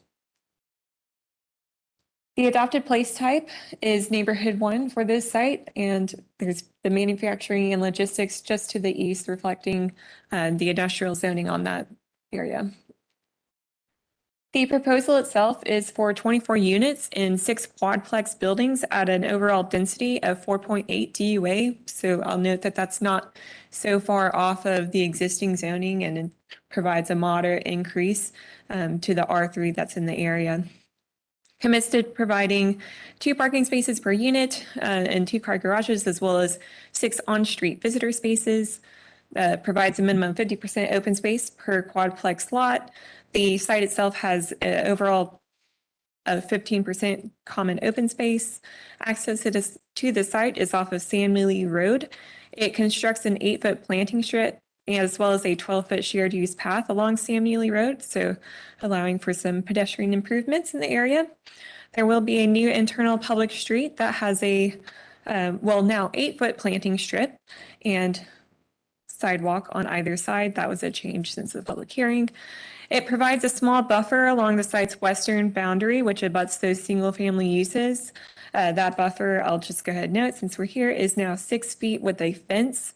I think that's in response to the enlarging the Class A buffer that's on the site's eastern boundary from what was 29 feet to 35 feet now in the existing most recent site plan, and also extending out that planting strip along the internal public street. So site constraints, I think, is what made that 8-foot buffer go from 8 to 6 along the western boundary.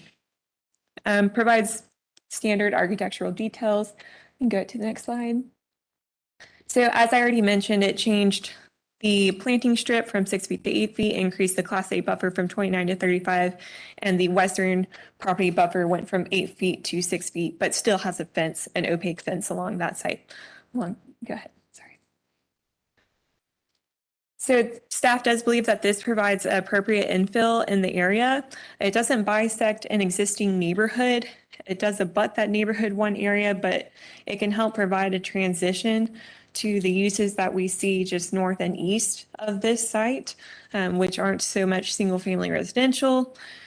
It does also help facilitate the Charlotte Walks and Bikes policies, as well as the Vision Zero action plan, by the inclusion of that 12-foot shared multi-use path.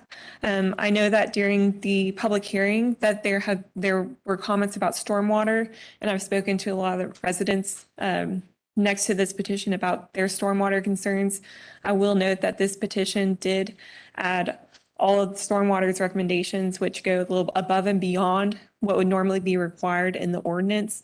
And they have committed to doing assessment studies and analysis, and they will be working on incorporating any infrastructure that might be necessary to mitigate stormwater from this development and addressing the issue that is already at the site, essentially. So staff does recommend approval of this petition. I will say that there are just a couple of technical revisions that we still have, and an outstanding issue related to the tree save, just for clarity on the conditional note. But I spoke to the petitioner and they are committing to all of those changes. So we expect the revised site plan to have no lingering outstanding issues or technical revisions. I'll take any questions. Questions? No questions, just a comment. Feel like planning staff's trying to get on my good side with all these small developments, man. Great job. Whether accidental or not. I do want to say that this is a really good example of not only good development, but affordable development. And I think we don't recognize that duplexes, triplexes, and quadplexes are an affordable option. Because if you really think about it, the size of this unit is the size of probably a regular single family home, which in this market would run you about $400,000. And if you're splitting that mortgage 4 ways, you know, you're taking a mortgage from somewhere north of $2,000 a month to maybe $1,000, $1,200 a month. Yeah. So it's inherently affordable. It's a good infill project, good open space. I really appreciate the developer and the petitioner that's put this forth. And I hope that, you know, planning staff will use this as kind of a benchmark for future infill development. I second that. Any other comments, questions? Would you like to make a motion, Will? I would indeed. Mr. Russell, I recommend to approve, having reviewed the petition and considered the consistency statement prepared by staff to approve this petition. I move that we recommend approval of petition number 2022-051 as it appears before us, and the adoption of the consistency statement. Swelton, I'll second. Moved by Russell, seconded by Welton. All in favor, say aye. Aye. Opposed? That's unanimous, 5-0 as well. Moving on to rezoning petition number 2022-052 by Carolina's Properties. And back to John. This is 1.9 acres located on the north side of Tuckasegee Road, west of Toddville Road, and north of Interstate 85. Currently developed with one single-family home, and it's next to a church and some single-family homes to the east. Next slide. Current zoning is R3. I'm not going to read that all out, but it's basically in the airport overlay and the lower Lake Wiley protected area. And the proposed zoning would be R17 MF, also in the airport overlay and the Lake Wiley protected area. The 2040 policy map recommends neighborhood 1 place type for the site. The proposal would be for up to 29 single-family attached residential units with no more than 4 units per building, maximum height of 40 feet, consistent with single-family zoning. Units along Tuckasegee Road would front the road, and parking is internal to the site. Has a commitment for guest parking for each unit, and then provides a vehicle access out to Tuckasegee Road, 8-foot planting strip, an 8-foot sidewalk, an 8-foot buffered bike lane along Tuckasegee, and provides a CATS bus waiting pad along Tuckasegee Road with a final location to be determined with CATS during permitting. Provides ordinance required buffers along the perimeter of the property adjacent to single family use and or zoning, and commits to architectural standards for the proposed use. Next slide. This is the revised plan since the public hearing. They've had to slightly changed the layout to address some issues with setbacks and yard requirements, particularly the front setback and the rear yard. And then there's also a separation requirement between the parking and the basically building entrances that they had to address. And so there was a slight change in the layout, but overall same basic concept, same number of units as a result. Next slide. The staff recommends approval of the petition. There's no outstanding issues. It is inconsistent with the 2040 policy map recommendation for neighborhood 1 place type. So it would change the place type to a neighborhood 2. However, it's a mix of single family detached homes, institutional and multifamily uses in the area. It increases the housing types and options for folks in the area, provides a transition from the institutional use to the west, single family homes to the east. It's located on Tuckasegee Road, which is a minor thoroughfare, and which is an appropriate street type for attached residential development. And the plan limits the maximum number of units per building to 4 and the height of 40 feet, so that buildings will be in similar scale to the single family residential zoning, or what would be allowed in single family residential zoning. And the petition can facilitate goals 1, 2, and 5 of the comprehensive plan. Take any questions. Douglas. John, to the left of the plan, that's not a stub, is it? And on the site plan? Turn around. Because No, so they have to provide a location for solid waste facilities. So that's that's indicated on the plan. They have a buffer around basically all 3 sides of the site, because even though the use to the west is a church, it's single family zoning. So they have to have a buffer there. And so it's just a parking field basically with some turnaround movement space. yeah, I just would have loved to have a connection out as opposed to one entrance exit for a lot of units. I think a lot is a technical term, but yeah, okay. But staff is okay with having one in and out, right? That would be for CDOT, but they didn't have any outstanding issues, so Yeah. we'll take that to mean that And they're I'm not okay sure with it. that road into the church, that may be a private drive, I'm assuming. It is a private driveway. Can't we just take that over? I'm sorry, I probably shouldn't have said that out loud, should you? Yeah, whatever. Okay. Any other questions? Motions? I'll make a motion that Ready. read the petition and consider the consistency statement prepared by staff to approve this petition. I move that we recommend approval of petition number 2022-052 as it appears before us, and the adoption of the consistency statement as it appears before us. Rhodes, second. Moved by Gaston, seconded by Rhodes. All in favor, say aye. Aye. Opposed? Excellent. It's another 5-0. Unanimous. And we'll move right on to rezoning petition number 2022-055 by Ellington Capital Group. Thank you for everyone, by the way, who's staying with us here past meeting time. Oh, and going to Joe. Thank you. This is approximately 13 acres located in the southeastern quadrant of intersection of Allegheny Street and Ashley Road. Current zoning is BD, CD, and institutional. Just want to point out, originally the petition was submitted and there was a question about one parcel that was on the west side of Granger Avenue. So that's why we have R17 MF up there, but that will be eliminated. That's not actually part of the petition. The proposed zoning is R22 MF CD. The 2040 policy map recommends commercial for the site. And the proposal is for up to 220 multifamily residential units and 5 single-family attached units. Those are at the very bottom of the site.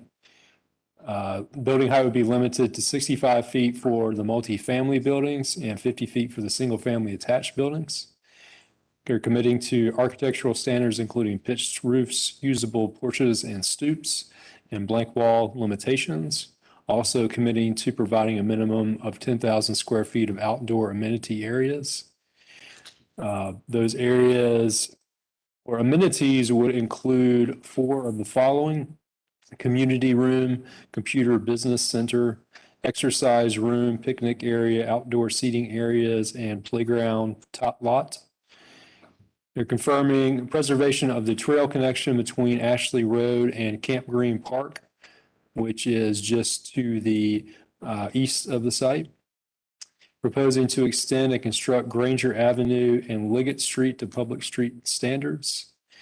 Also committing to construction of an 8-foot buffered bike lane, 8-foot planting strip, an 8-foot sidewalk along the site's Allegheny Street frontage, limiting all freestanding light fixtures greater than 21 feet in height to fully capped, shielded, and downwardly directed, and committing to providing a 50-foot Class C buffer, which could be reduced to 37.5 feet with fencing along the eastern property boundary.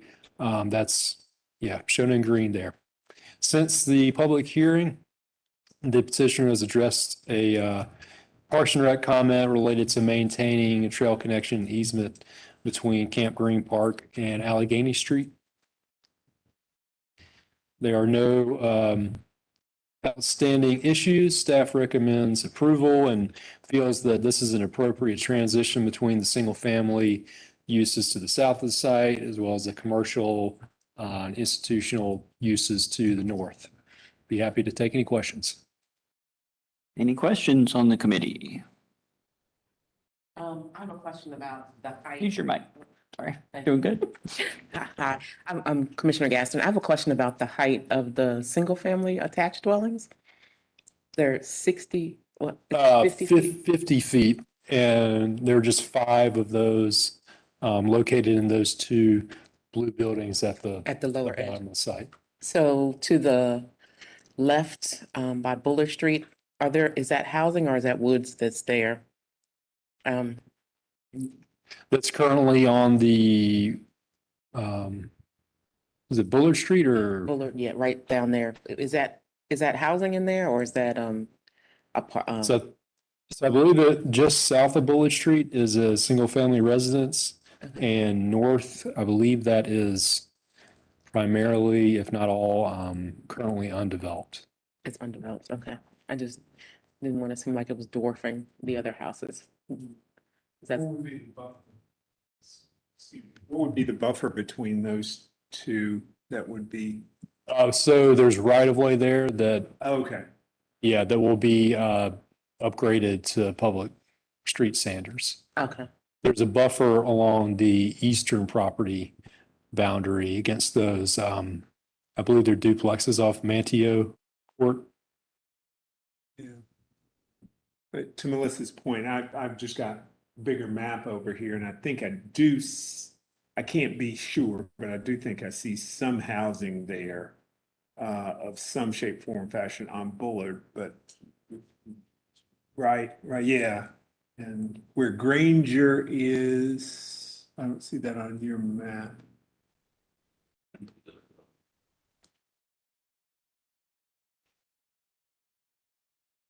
Go back one. Okay, all right, yeah. Okay.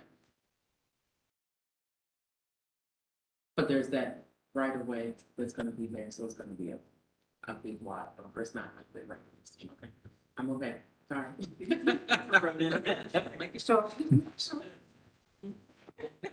So nice addition to connectivity. I wasn't, when we had the change that was made with the other entrance, this is, I think, definitely a good improvement. Any other questions? Motions? Not motions. This is Commissioner Welton. I'll make a motion. Having reviewed the petition and considered the consistency statement prepared by staff to approve this petition, I move that we recommend approval of petition number 2022-055 as it appears before us, and adoption of the consistency statement as it appears before us. Rhodes, second. Thank you. Properly moved by Welton, seconded by Rhodes. All in favor, say aye. Aye. Opposed? That passes 5-0 as well. Moving on to rezoning petition rezoning petition 2022-074 by Crossland Southeast. And this goes to John. This is 2.4 acres on the west side of Allegheny Street, south of Denver Avenue and north of Wilkinson Boulevard. Site is currently vacant. It is currently zoned I-1 air, light industrial airport noise overlay, and the proposed zoning is R22 MF, multifamily zoning. Policy map recommends community activity center for the site. Emma, could you go back to the zoning slide real quick? Thanks. The parcel itself is actually larger than what is highlighted in black. It includes a portion that goes up to Denver Avenue that's already zoned R22 MF. So the basic purpose of this rezoning petition would be to bring it all under one consistent zoning district of R22 MF. Okay, you can go back. And then staff recommends approval. The petition is consistent with the 2040 policy maps recommendation for community activity center, and staff recommends approval. Any questions, comments? Motions? Commissioner Rhodes, I'll make a motion. Thank you. Having reviewed the petition and considered the consistency statement prepared by staff to approve this petition, I move that we recommend approval of petition number 2022-074 as it appears before us, and the adoption of the consistency statement as it appears before us. Commissioner Welton, I will second that motion. Properly moved by Rhodes, seconded by Welton. Commissioner Welton, all in favor, say aye. Aye. Opposed? 5-0, that passes. Moving on to number 24, rezoning petition 2022-088 by Mecklenburg County. And we're back to Joe. Thanks. This is it's about 10.5 acres located on the north side of South Tryon Street and south side of John Price Road.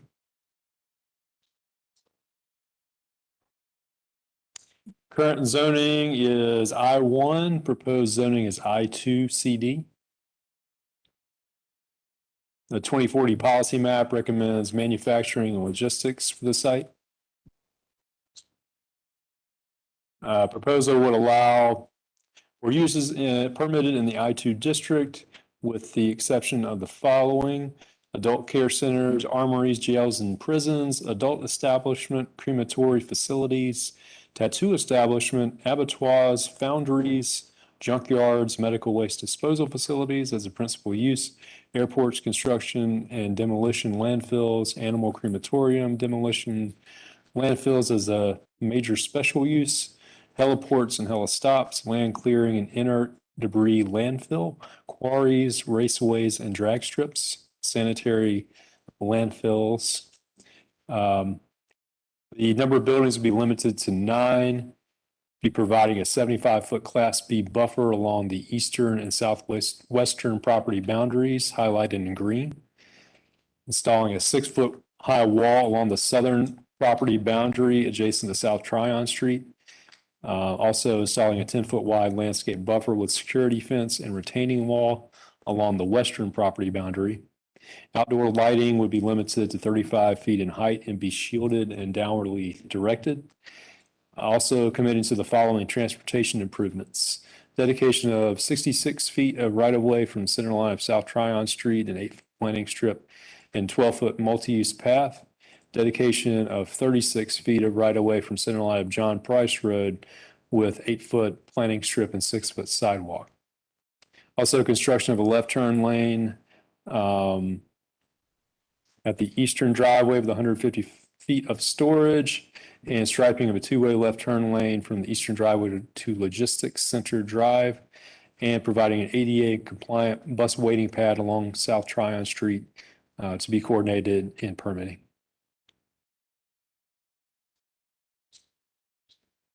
No changes since the public hearing. It is consistent with the manufacturing and logistics place type recommendation, and staff recommends approval. Be happy to take any questions.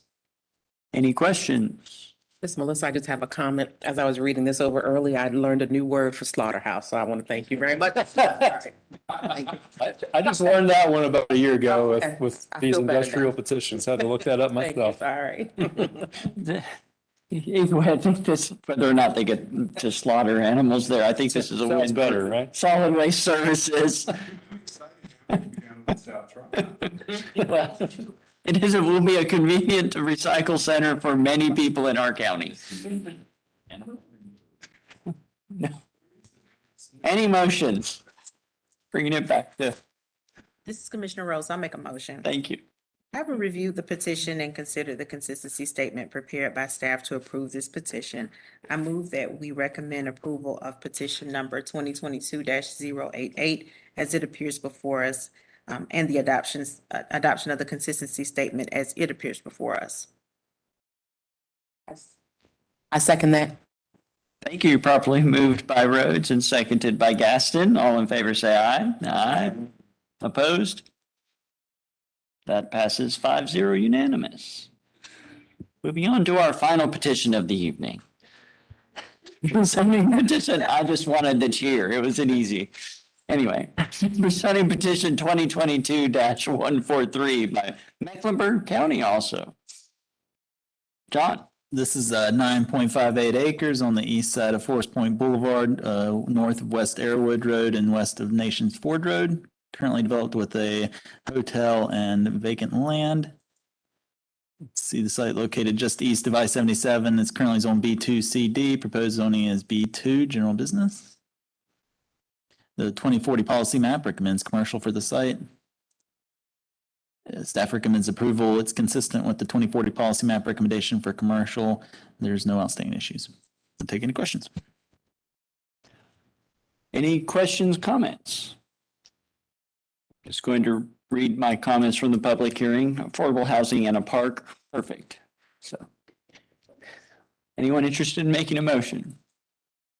Hey, I'll make a motion. Thank you, Douglas. Having reviewed the petition and considered the consistency statement prepared by staff to approve this petition, I move that we recommend approval of petition number 2022-143 as it appears before us and adoption of the consistency statement as it appears before us. Rhodes, second. Rhodes beat you to it, Russell. Properly moved by Wilson, seconded by Rhodes. All in favor, please say aye. Aye. Opposed? Nothing opposed. That also passes 5-0. I do want to echo council, and there is potential movement dates of our public hearings with city council, and there's an addition of council